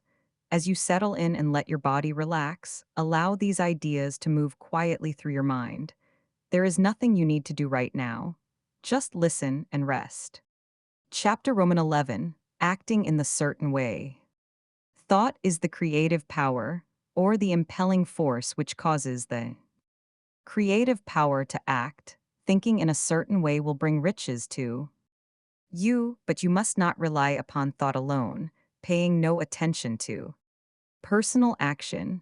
That is the rock upon which many otherwise scientific, metaphysical thinkers meet shipwreck, the failure to connect thought with personal action. We have not yet reached the stage of development, even supposing such a stage to be possible, in which man can create directly from formless substance without nature's processes or the work of human hands. Man must not only think, but his personal action must supplement his thought. By thought, you can cause the gold in the hearts of the mountains to be impelled toward you, but it will not mine itself, refine itself, coin itself into double eagles, and come rolling along the road seeking its way into your pocket. Under the impelling power of the Supreme Spirit, Mina's affairs will be so ordered that someone will be led to mine the gold for you. Other Mina's business transactions will be so directed that the gold will be brought toward you, and you must so arrange your own business affairs that you may be able to receive it when it comes to you. Your thought makes all things, animate and inanimate, work to bring you what you want, but your personal activity must be such that you can rightly receive what you want when it reaches you. You are not to take it as charity, nor to steal it. You must give every man more in use value than he gives you in cash value. The scientific use of thought consists in forming a clear and distinct mental image of what you want, in holding fast to the purpose to get what you want, and in realizing with grateful faith that you do get what you want. Do not try to circumflex projecta your thought in any mysterious or occult way, with the idea of having it go out and do things for you. That is wasted effort and will weaken your power to think with sanity. The action of thought in getting rich is fully explained in the preceding chapters. Your faith and purpose positively impress your vision upon formless substance, which has the same desire for more life that you have, and this vision, received from you, sets all the creative forces at work in and through their regular channels of action, but directed toward you. It is not your part to guide or supervise the creative process. All you have to do with that is to retain your vision, stick to your purpose, and maintain your faith and gratitude. But you must act in a certain way so that you can appropriate what is yours when it comes to you, so that you can meet the things you have in your picture and put them in their proper places as they arrive. You can readily see the truth of this. When things reach you, they will be in the hands of other men who will ask an equivalent for them. And you can only get what is yours by giving the other man what is his. Your pocketbook is not going to be transformed into a Fortunatusa S. purse, which shall be always full of money, without effort on your part. This is the crucial point in the science of getting rich, right here. Where thought and personal action must be combined, there are very many people who, consciously or unconsciously, set the creative forces in action by the strength and persistence of their desires, but who remain poor because they do not provide for the reception of the thing they want when it comes. By thought, the thing you want is brought to you. By action, you receive it. Whatever your action is to be, it is evident that you must act now.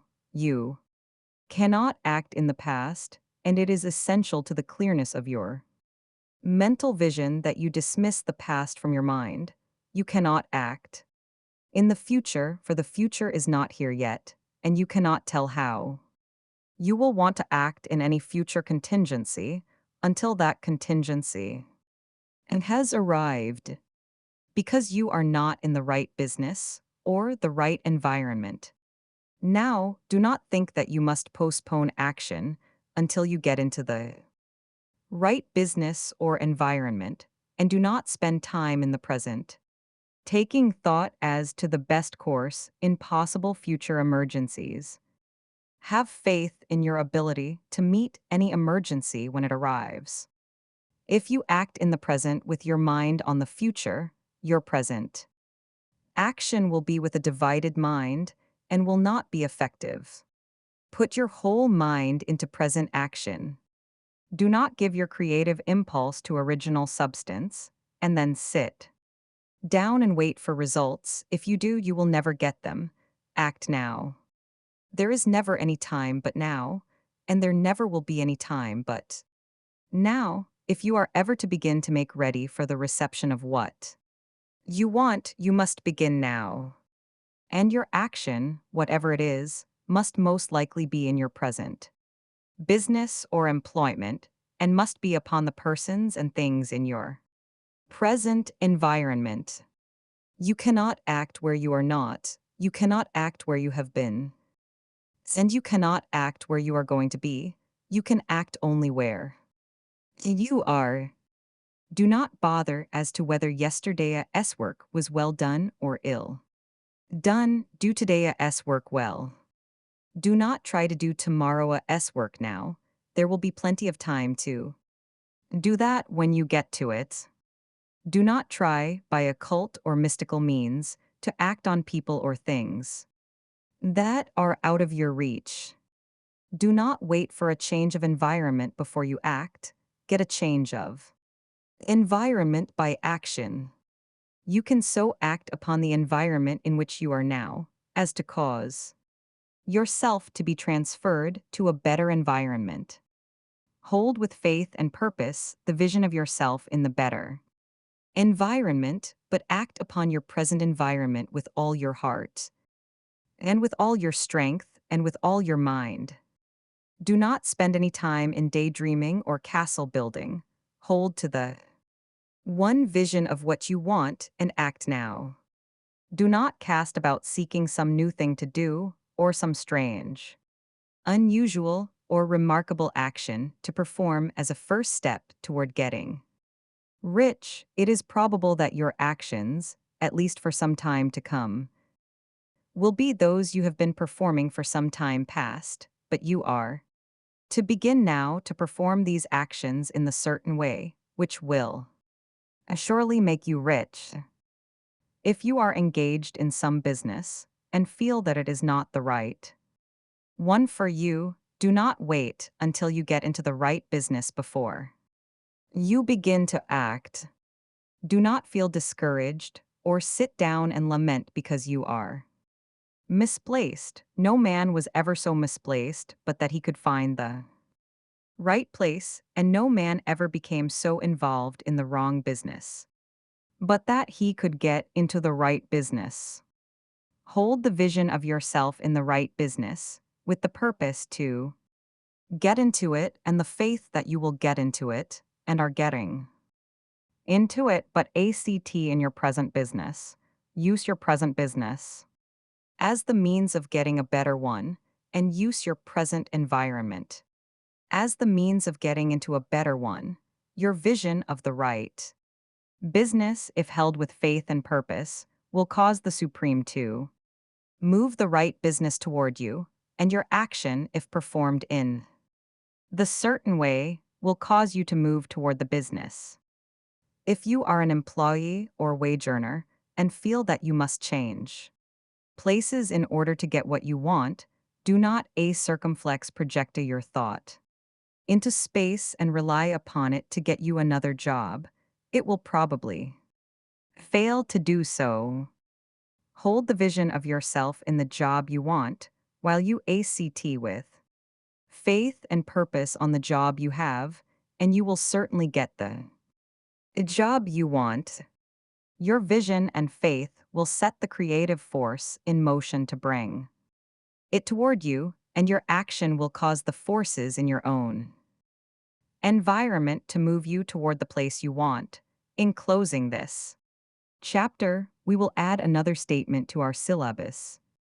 There is a thinking stuff from which all things are made, and which, in its original state, permeates, penetrates, and fills the interspaces of the universe. A thought in this substance produces the thing that is imaged by the thought. Man can form things in his thought, and, by impressing his thoughts upon formless substance, can cause the thing he thinks about to be created. In order to do this, man must pass from the competitive to the creative mind. He must form a clear mental picture of the things he wants and hold this picture in his thoughts with the fixed purpose to get what he wants and the unwavering faith that he does get what he wants, closing his mind to all that may tend to shake his purpose, dim his vision, or quench his faith. That he may receive what he wants when it comes, man must act now upon the people and things in his present environment. You are listening to Sleep Wealth Audio. This is Efficient Action from the Science of Getting Rich. Written by Wallace D. Wattles in 1910, these words have guided countless minds toward clarity and abundance. Let your breath slow and let the reading begin. Chapter Roman 12, Efficient Action. You must use your thought as directed in previous chapters and begin to do what you can do where you are, and you must do all that you can to do where you are. You can advance only by being larger than your present place, and no man is larger than his present place who leaves undone any of the work pertaining to that place. The world is advanced only by those who more than fill their present places. If no man quite filled his present place, you can see that there must be a going backward in everything. Those who do not quite fill their present places are a dead weight upon society, government, commerce, and industry. They must be carried along by others at a great expense. The progress of the world is retarded only by those who do not fill the places they are holding. They belong to a former age and a lower stage or plane of life, and their tendency is toward degeneration. No society could advance if every man was smaller than his place. Social evolution is guided by the law of physical and mental evolution. In the animal world, evolution is caused by excessive life. When an organism has more life than can be expressed in the functions of its own plane, it develops the organs of a higher plane, and a new species is originated. There never would have been new species had there not been organisms which more than filled their places. The law is exactly the same for you. Your getting rich depends upon your applying this principle to your own affairs. Every day is either a successful day or a day of failure, and it is the successful days which get you what you want. If every day is a failure, you can never get rich, while if every day is a success, you cannot fail to get rich. If there is something that may be done today, and you do not do it, you have failed in so far as that thing is concerned, and the consequences may be more disastrous than you imagine. You cannot foresee the results of even the most trivial act. You do not know the workings of all the forces that have been set moving in your behalf. Much may be depending on your doing some simple act. It may be the very thing which is to open the door of opportunity to very great possibilities. You can never know all the combinations which supreme intelligence is making for you in the world of things and of human affairs. Your neglect or failure to do some small thing may cause a long delay in getting what you want. Do every day all that can be done that day. There is, however, a limitation or qualification of the above that you must take into account.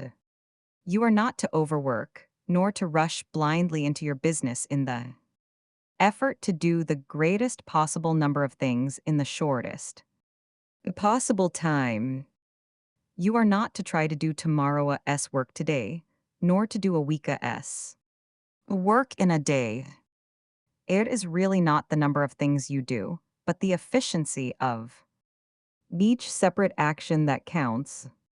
Every act is, in itself, either a success or a failure. Every act is, in itself, either effective or inefficient. Every inefficient act is a failure, and if you spend your life in doing inefficient acts, your whole life will be a failure. The more things you do, the worse for you if all your acts are inefficient ones. On the other hand, every efficient act is a success in itself, and if every act of your life is an efficient one, your whole life must be a success. The cause of failure is doing too many things in an inefficient manner, and not doing enough things in an efficient manner. You will see that it is a self-evident proposition that if you do not do any inefficient acts, and if you do a sufficient number of efficient acts, you will become rich. If now it is possible for you to make each act an efficient one, you see again that the getting of riches is reduced to an exact science like mathematics. The matter turns, then, on the question whether you can make each separate act a success in itself, and this you can certainly do. You can make each act a success because all power is working with you. And all power cannot fail. Power is at your service, and to make each act efficient, you have only to put power into it. Every action is either strong or weak, and when everyone is strong, you are acting in the certain way which will make you rich. Every act can be made strong and efficient by holding your vision while you are doing it and putting the whole power of your faith and purpose into it. It is at this point that the people fail who separate mental power from personal action. They use the power of mind in one place and at one time, and they act in another place and at another time, so their acts are not successful in themselves. Too many of them are inefficient. But if all power goes into every act, no matter how commonplace, every act will be a success in itself, and as in the nature of things, every success opens the way to other successes, your progress toward what you want, and the progress of what you want toward you, will become increasingly rapid. Remember that successful action is cumulative in its results, since the desire for more life is inherent in all things. When a man begins to move toward larger life, more things attach themselves to him, and the influence of his desire is multiplied. Do every day all that you can do that day, and do each act in an efficient manner. In saying that you must hold your vision while you are doing each act, however trivial or commonplace, I do not mean to say that it is necessary at all times to see the vision distinctly to its smallest details. It should be the work of your leisure hours to use your imagination on the details of your vision and to contemplate them until they are firmly fixed upon your memory. If you wish speedy results, spend practically all your spare time in this practice. By continuous contemplation, you will get the picture of what you want, even to the smallest details, so firmly fixed upon your mind, and so completely transferred to the mind of formless substance that, in your working hours, you need only to mentally refer to the picture, to stimulate your faith and purpose, and cause your best effort to be put forth. Contemplate your picture in your leisure hours until your consciousness is so full of it that you can grasp it instantly. You will become so enthused with its bright promises that the mere thought of it will call forth the strongest energies of your whole being. Let us again repeat our syllabus, and by slightly changing the closing statements, bring it to the point we have now reached. There is a thinking stuff from which all things are made, and which, in its original state, permeates, penetrates, and fills the interspaces of the universe. A thought in this substance produces the thing that is imaged by the thought. Man can form things in his thought, and, by impressing his thought upon formless substance, can cause the thing he thinks about to be created. In order to do this, man must pass from the competitive to the creative mind. He must form a clear mental picture of the things he wants and do with faith and purpose, all that can be done each day, doing each separate thing in an efficient manner. Good evening. Tonight on Sleep Wealth Audio, we read Getting into the Right Business from The Science of Getting Rich by Wallace D. Wattles. The ideas ahead are simple, powerful, and best received in a quiet mind. Take a breath, close your eyes if you like, and let the words do their work. Chapter Roman 13, Getting into the Right Business. Success in any particular business depends for one thing upon your possessing in a well-developed state the faculties required in that a business. Without good musical faculty, no one can succeed as a teacher of music. Without well-developed mechanical faculties, no one can achieve great success in any of the mechanical trades. Without tact and the commercial faculties, no one can succeed in mercantile pursuits. But to possess in a well-developed state the faculties required in your particular vocation does not ensure getting rich. There are musicians who have remarkable talent and who yet remain poor. There are blacksmiths, carpenters, and so on who have excellent mechanical ability but who do not get rich. And there are merchants with good faculties for dealing with men who nevertheless fail. The different faculties are tools. It is essential to have good tools. But it is also essential that the tools should be used in the right way. One man can take a sharp saw, a square, a good plane, and so on, and build a handsome article of furniture. Another man can take the same tools and set to work to duplicate the article, but his production will be a botch. He does not know how to use good tools in a successful way. The various faculties of your mind are the tools with which you must do the work which is to make you rich. It will be easier for you to succeed if you get into a business for which you are well equipped with mental tools. Generally speaking, you will do best in that business which will use your strongest faculties, the one for which you are naturally a circumflex best fitted, a circumflex, but there are limitations to this statement also. No man should regard his vocation as being irrevocably fixed by the tendencies with which he was born. You can get rich in any business, for if you have not the right talent for it, you can develop that talent. It merely means that you will have to make your tools as you go along, instead of confining yourself to the use of those with which you were born. It will be easier for you to succeed in a vocation for which you already have the talents in a Well-developed state, but you can succeed in any vocation, for you can develop any rudimentary talent, and there is no talent of which you have not at least the rudiment.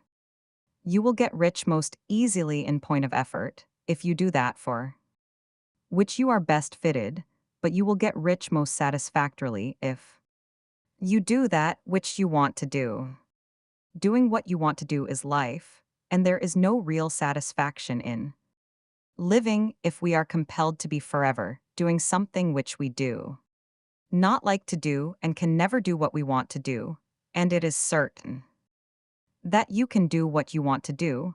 The desire to do it is proof that you have within you the power which can do it. Desire is a manifestation of power. The desire to play music is the power which can play music seeking. Expression and development, the desire to invent mechanical devices is the mechanical talent seeking expression and development. Where there is no power, either developed or undeveloped, to do a thing, there is never any desire to do that thing, and where there is strong desire to do a thing, it is certain proof that the power to do it is strong and only requires to be developed and applied in the right way. All things else being equal, it is best to select the business for which you have the best developed talent, but if you have a strong desire to engage in any particular line of work, you should select that work as the ultimate end at which you aim. You can do what you want to do, and it is your right and privilege to follow the business or avocation which will be most congenial and a pleasant.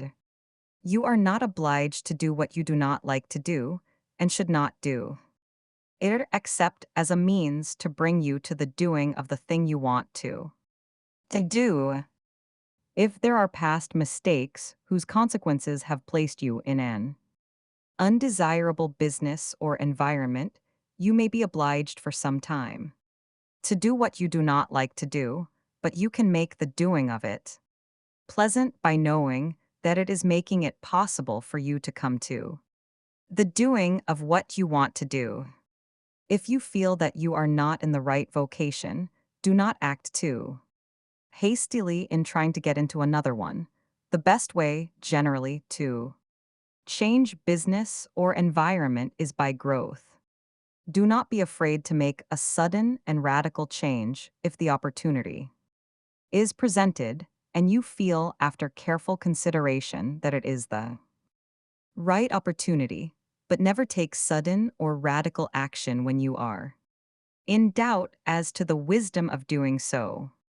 There is never any hurry on the creative plane, and there is no lack of an opportunity. When you get out of the competitive mind, you will understand that you never need to act hastily. No one else is going to beat you to the thing you want to do. There is enough for all. If one place is taken, another and a better one will be opened for you a little farther on. There is plenty of time.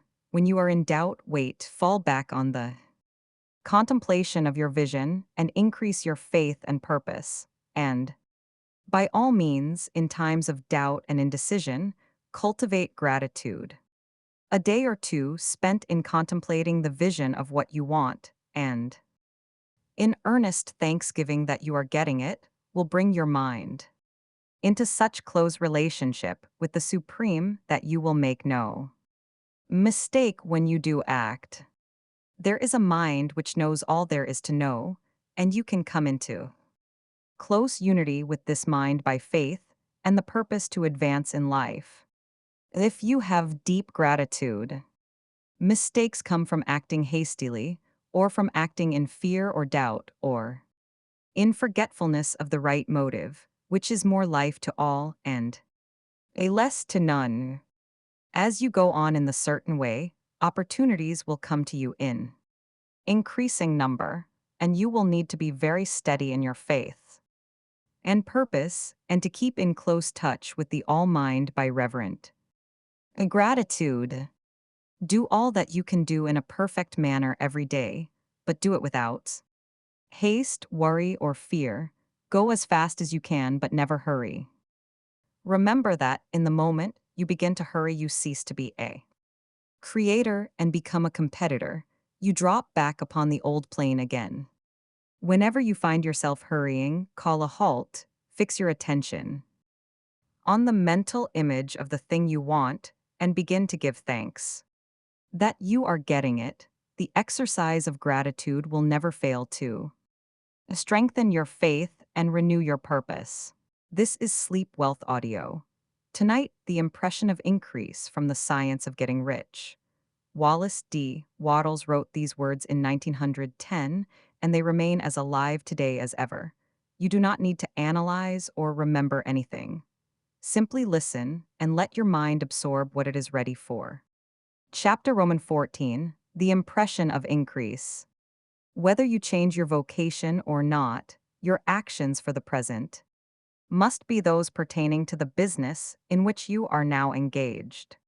You can get into the business you want by making constructive use of the business you are already established in, by doing your daily work in a certain way, and in so far as your business consists in dealing with other men. Whether personally or by letter, the key thought of all your efforts must be to convey to their minds the impression of increase. Increase is what all men and all women are seeking. It is the urge of the formless intelligence within them, seeking fuller expression. The desire for increase is inherent in all nature. It is the fundamental impulse of the universe. All human activities are based on the desire for increase. People are seeking more food, more clothes, better shelter, more luxury, more beauty, more knowledge, more pleasure, increase in something, more life. Every living thing is under this necessity for continuous advancement. Where increase of life ceases, dissolution and death set in at once. Man instinctively knows this, and hence he is forever seeking more. This law of perpetual increase is set forth by Jesus in the parable of the talents. Only those who gain more retain any. From him who hath not shall be taken away even that which he hath. The normal desire for increased wealth is not an evil or a reprehensible thing. It is simply the desire for more abundant life. It is aspiration. And because it is the deepest instinct of their natures, all men and women are attracted to him who can give them more of the means of life. In following the certain way, as described in the foregoing pages, you are getting continuous increase for yourself, and you are giving it to all with whom you deal. You are a creative center, from which increase is given off to all. Be sure of this, and convey assurance of the fact to every man, woman, and child with whom you come in contact, no matter how small the transaction, even if it be only the selling of a stick of candy to a little child. Put into it the thought of increase and make sure that the customer is impressed with the thought.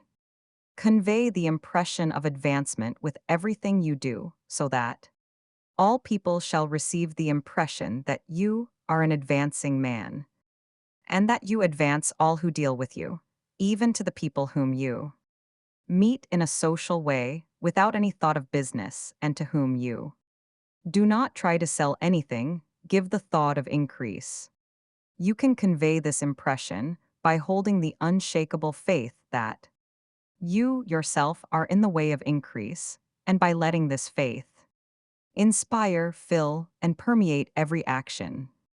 Do everything that you do in the firm conviction that you are an advancing personality, and that you are giving advancement to everybody. Feel that you are getting rich, and that in so doing you are making others rich and conferring benefits on all. Do not boast or brag of your success, or talk about it unnecessarily. True faith is never boastful. Wherever you find a boastful person, you find one who is secretly Doubtful and afraid, simply feel the faith and let it work out in every transaction. Let every act and tone and look express the quiet assurance that you are getting rich, that you are already rich. Words will not be necessary to communicate this feeling to others. They will feel the sense of increase when in your presence and will be attracted to you again. You must so impress others that they will feel that, in associating with you, they will get increase for themselves. See that you give them a use value greater than the cash value you are taking from them.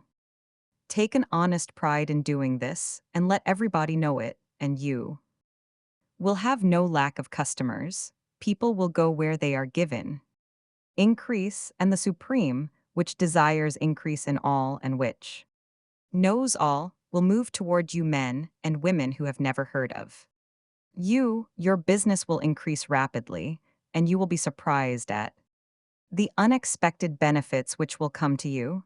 You will be able from day to day to make larger combinations, secure greater advantages, and to go on into a more congenial vocation if you desire to do so. But in doing all this, you must never lose sight of your vision of what you want or your faith and purpose to get what you want. Let me here give you another word of caution in regard to motives. Beware of the insidious temptation to seek for power over other men. Nothing is so pleasant to the unformed or partially developed mind as the exercise of power or dominion over others. The desire to rule for selfish gratification has been the curse of the world. For countless ages, kings and lords have drenched the earth with blood in their battles to extend their dominions, this not to seek more life for all, but to get more power for themselves. Today, the main motive in the business and industrial world is the same. Men marshal their armies of dollars and lay waste the lives and hearts of millions in the same mad scramble for power over others. Commercial kings, like political kings, are inspired by the lust for a power. Jesus saw in this desire for mastery the moving impulse of that evil world he sought to overthrow. Read the 23rd chapter of Matthew and see how he pictures the lust of the Pharisees to be called a circumflex master, a circumflex to sit in the high places, to domineer over others, and to lay burdens on the backs of the less fortunate. And note how he compares this lust for dominion with the brotherly seeking for the common good to which he calls his disciples. Look out for the temptation to seek for authority, to become a circumflex master, a circumflex to be considered as one who is above the common herd, to impress others by lavish display, and so on. The mind that seeks for mastery over others is the competitive mind. And the competitive mind is not the creative one. In order to master your environment and your destiny, it is not at all necessary that you should rule over your fellow men, and indeed, when you fall into the world-a-s struggle for the high places, you begin to be conquered by fate and environment, and your getting rich becomes a matter of chance and a speculation. Beware of the competitive mind. No better statement of the principle of creative action can be formulated than the favorite declaration of the late a circumflex Golden Rula Jones of Toledo. A circumflex, what I want for myself, I want for everybody. A circumflex. Welcome back to Sleep Wealth Audio. We continue tonight with The Advancing Man from The Science of Getting Rich by Wallace D. Wattles. These are ideas worth sitting with slowly. Not rushed, not forced. Make yourself comfortable and let us begin. Chapter Roman 15, The Advancing Man. What I have said in the last chapter applies as well to the professional man and the wage earner as to the man who is engaged in mercantile business. no matter whether you are a physician, a teacher, or a clergyman, if you can give increase of life to others and make them sensible of the fact they will be attracted to you and you will get rich. The physician who holds the vision of himself as a great and successful healer and who works toward the complete realization of that vision. With faith and purpose, as described in former chapters, will come into such close touch with the source of life that he will be phenomenally successful. Patients will come to him in throngs. No one has a greater opportunity to carry into effect the teachings of this book than the practitioner of medicine. It does not matter to which of the various schools he may belong, for the principle of healing is common to all of them and may be reached by all alike.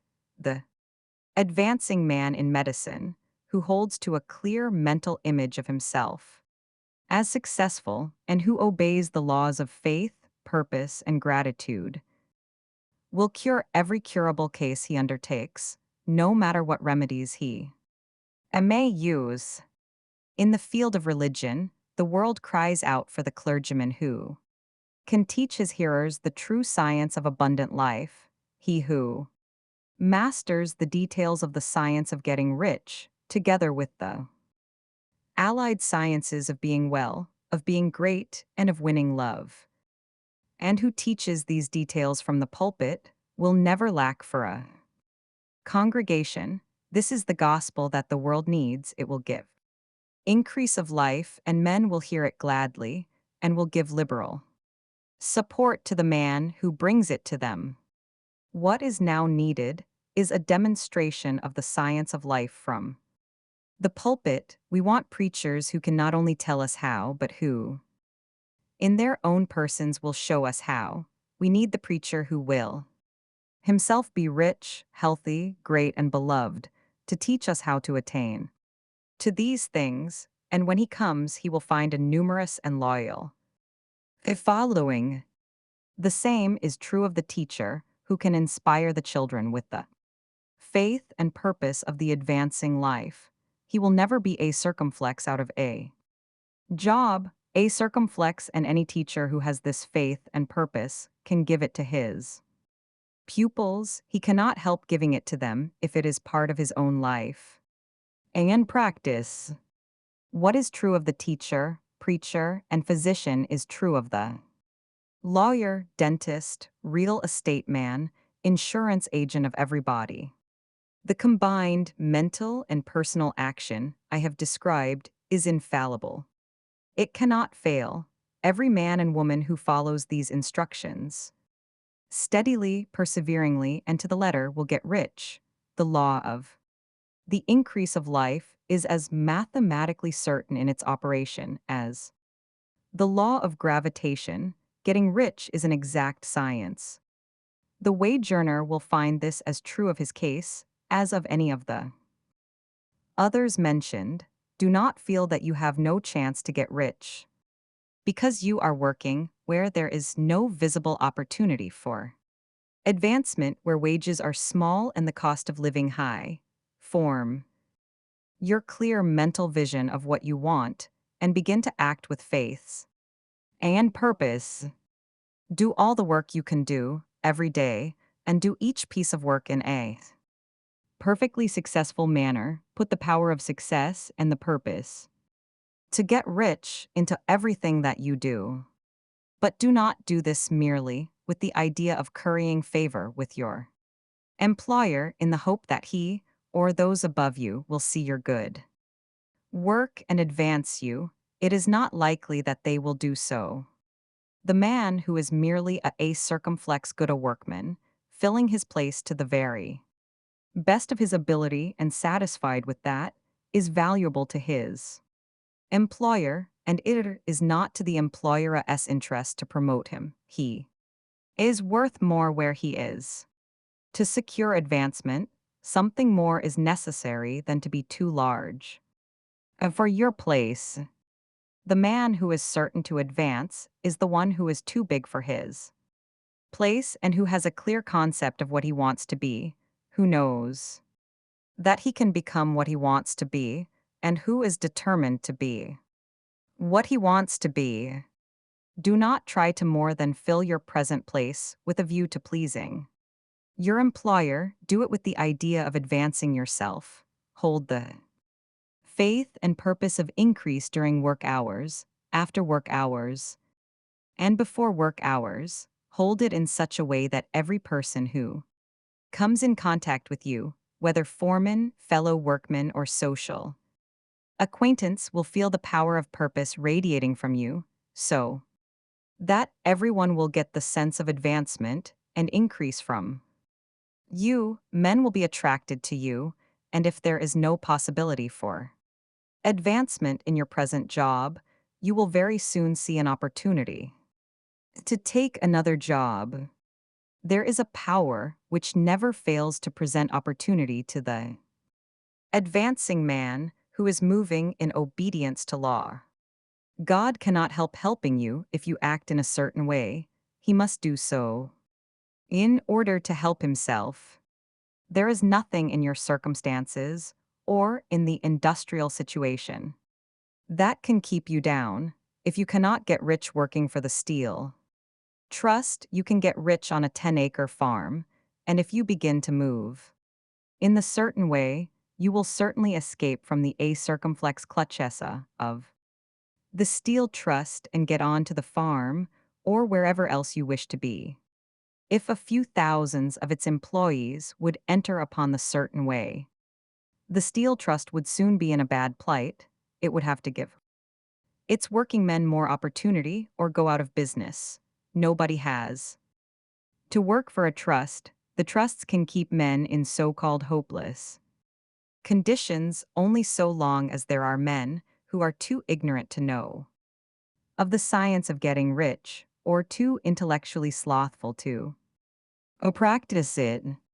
Begin this way of thinking and acting, and your faith and purpose will make you quick to see any opportunity to better your condition. Such opportunities will speedily come, for the Supreme, working in all, and working for you, will bring them before you. Do not wait for an opportunity to be all that you want to be. When an opportunity to be more than you are now is presented, and you feel impelled toward it, take it. It will be the first step toward a greater an opportunity. There is no such thing possible in this universe as a lack of opportunities for the man who is living the advancing life. It is inherent in the constitution of the cosmos that all things shall be for him and work together for his good, and he must certainly get rich if he acts and thinks in the certain way. So let wage-earning men and women study this book with great care and enter with confidence upon the course of action it prescribes. It will not fail. Welcome to Sleep Wealth Audio. Tonight's chapter is some cautions and concluding observations from The Science of Getting Rich by Wallace D. Wattles. As you settle in and let your body relax, allow these ideas to move quietly through your mind. There is nothing you need to do right now. Just listen and rest. Chapter Romans 16, some cautions and concluding observations. Many people will scoff at the idea that there is an exact science of getting rich, holding the impression that the supply of wealth is limited. They will insist that social and governmental institutions must be changed before even any considerable number of people can acquire a competence. But this is not true. It is true that existing governments keep the masses in poverty, but this is because the masses do not think and act in the certain way. If the masses begin to move forward as suggested in this book, neither governments nor industrial systems can check them. All systems must be modified to accommodate the forward movement. If the people have the advancing mind, have the faith that they can become rich and move forward with the fixed purpose to become rich, nothing can possibly keep them in poverty.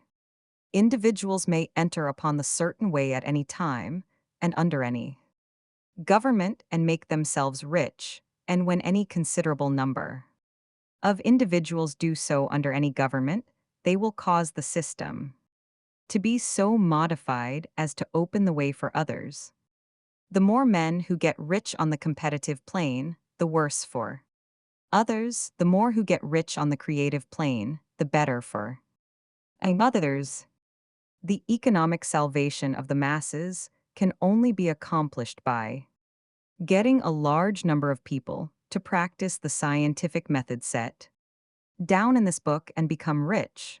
These will show others the way and inspire them with a desire for real life, with the faith that it can be attained and with the purpose to attain it.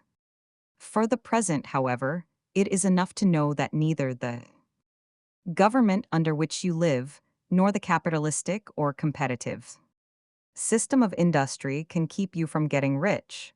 When you enter upon the creative plane of thought, you will rise above all these things and become a citizen of another kingdom. But remember that your thought must be held upon the creative plane. You are never for an instant to be betrayed into regarding the supply as limited or into acting on the moral level of competition. Whenever you do fall into old ways of thought, correct yourself instantly, for when you are in the competitive mind, you have lost the cooperation of the mind of the whole. Do not spend any time in planning as to how you will meet possible emergencies in the future, except as the necessary policies may affect your actions today. You are concerned with doing today's work in a perfectly successful manner, and not with emergencies which may arise tomorrow. You can attend to them as they come. Do not concern yourself with questions as to how you shall surmount obstacles which may loom upon your business horizon, unless you can see plainly that your course must be altered today in order to avoid them. No matter how tremendous an obstruction may appear at a distance, you will find that if you go on in the certain way, it will disappear as you approach it, or that a way over, through, or around it will appear. No possible combination of circumstances can defeat a man or woman who is proceeding to get rich along strictly scientific lines. No man or woman who obeys the law can fail to get rich, any more than one can multiply 2 by 2 and fail to get 4. Give no anxious thought to possible disasters, obstacles, panics, or unfavorable combinations of circumstances. It is time enough to meet such things when they present themselves before you in the immediate present, and you will find that every difficulty carries with it the wherewithal for its overcoming. Guard your speech. Never speak of yourself, your affairs, or of anything else in a discouraged or discouraging way.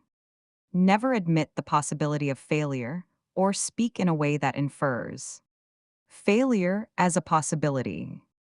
Never speak of the times as being hard, or of business conditions as being doubtful. Times may be hard and business doubtful for those who are on the competitive plane, but they can never be so for you. You can create what you want, and you are above fear. When others are having hard times and poor business, you will find your greatest opportunities.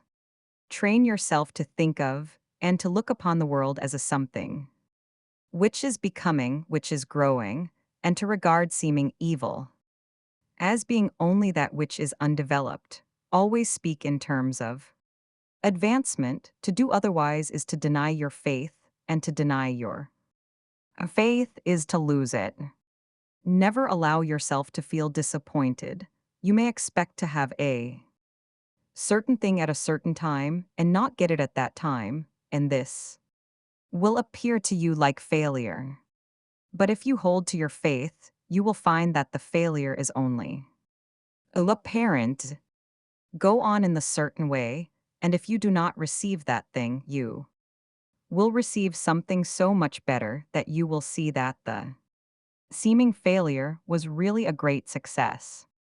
A student of this science had set his mind on making a certain business combination, which seemed to him at the time to be very desirable. And he worked for some weeks to bring it about. When the crucial time came, the thing failed in a perfectly inexplicable way.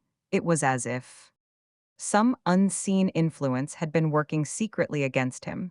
He was not disappointed. On the contrary, he thanked God that his desire had been overruled and went steadily on with a grateful mind. In a few weeks, an opportunity so much better came his way that he would not have made the first deal on any account, and he saw that a mind which knew more than he knew had prevented him from losing the greater good by entangling himself with the lesser. That is the way every seeming failure will work out for you if you keep your faith, hold to your purpose, have gratitude, and do every day all that can be done that day, doing each separate act in a successful manner. When you make a failure, it is because you have not asked for enough. Keep on, and a larger thing than you were seeking will certainly come. To you, remember this. You will not fail because you lack the necessary talent to do what you wish to do. If you go on as I have directed, you will develop all the talent that is necessary to the doing of your work. It is not within the scope of this book to deal with the science of cultivating talent, but it is as certain and simple as the process of getting rich. However, do not hesitate or waver for fear that, when you come to any certain place, you will fail for lack of ability. Keep right on, and when you come to that place, the ability will be furnished to you. The same source of ability which enabled the untaught Lincoln to do the greatest work in government ever accomplished by a single man is open to you. You may draw upon all the mind there is for wisdom to use in meeting the responsibilities which are laid upon you. Go on in full of faith. Study this book, make it your constant companion until you have mastered all the ideas contained in it. While you are getting firmly established in this faith, you will do well to give up most recreations and pleasures, and to stay away from places where ideas conflicting with these are advanced in lectures or sermons. Do not read pessimistic or conflicting literature, or get into arguments upon the matter. Do very little reading, outside of the writers mentioned in the preface. Spend most of your leisure time in contemplating your vision, and in cultivating gratitude, and in reading this book. It contains all you need to know of the science of getting rich, and you will find all the essentials summed up in the following chapter. You are listening to Sleep Wealth Audio. This is Summary of the Science of Getting Rich from the Science of Getting Rich. Written by Wallace D. Wattles in 1910, these words have guided countless minds toward clarity and abundance. Let your breath slow and let the reading begin. Chapter Romans 17. Summary of the Science of Getting Rich. There is a thinking stuff from which all things are made, and which, in its original state, permeates, penetrates, and fills the interspaces of the universe. A thought in this substance produces the thing that is imaged by the thought. Man can form things in his thought, and by impressing his thought upon formless substance, can cause the thing he thinks about to be created. In order to do this, man must pass from the competitive to the creative mind, otherwise he cannot be in harmony with the formless intelligence, which is always creative and never competitive in spirit. Man may come into full harmony with the formless substance by entertaining a lively and sincere gratitude for the blessings it bestows upon him. Gratitude unifies the mind of man with the intelligence of substance, so that Mana-S thoughts are received by The formless man can remain upon the creative plane only by uniting himself with the formless intelligence through a deep and continuous feeling of gratitude. Man must form a clear and definite mental image of the things he wishes to have, to do, or to become, and he must hold this mental image in his thoughts while being deeply grateful to the Supreme that all his desires are granted to him. The man who wishes to get rich must spend his leisure hours in contemplating his vision and in earnest thanksgiving that the reality is being given to him.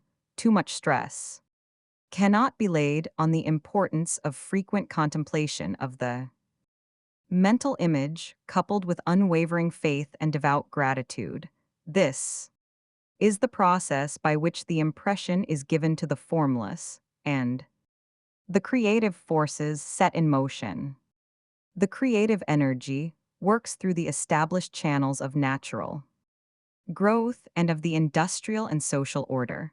All that is included in his mental image will surely be brought to the man who follows the instructions given above and whose faith does not waver.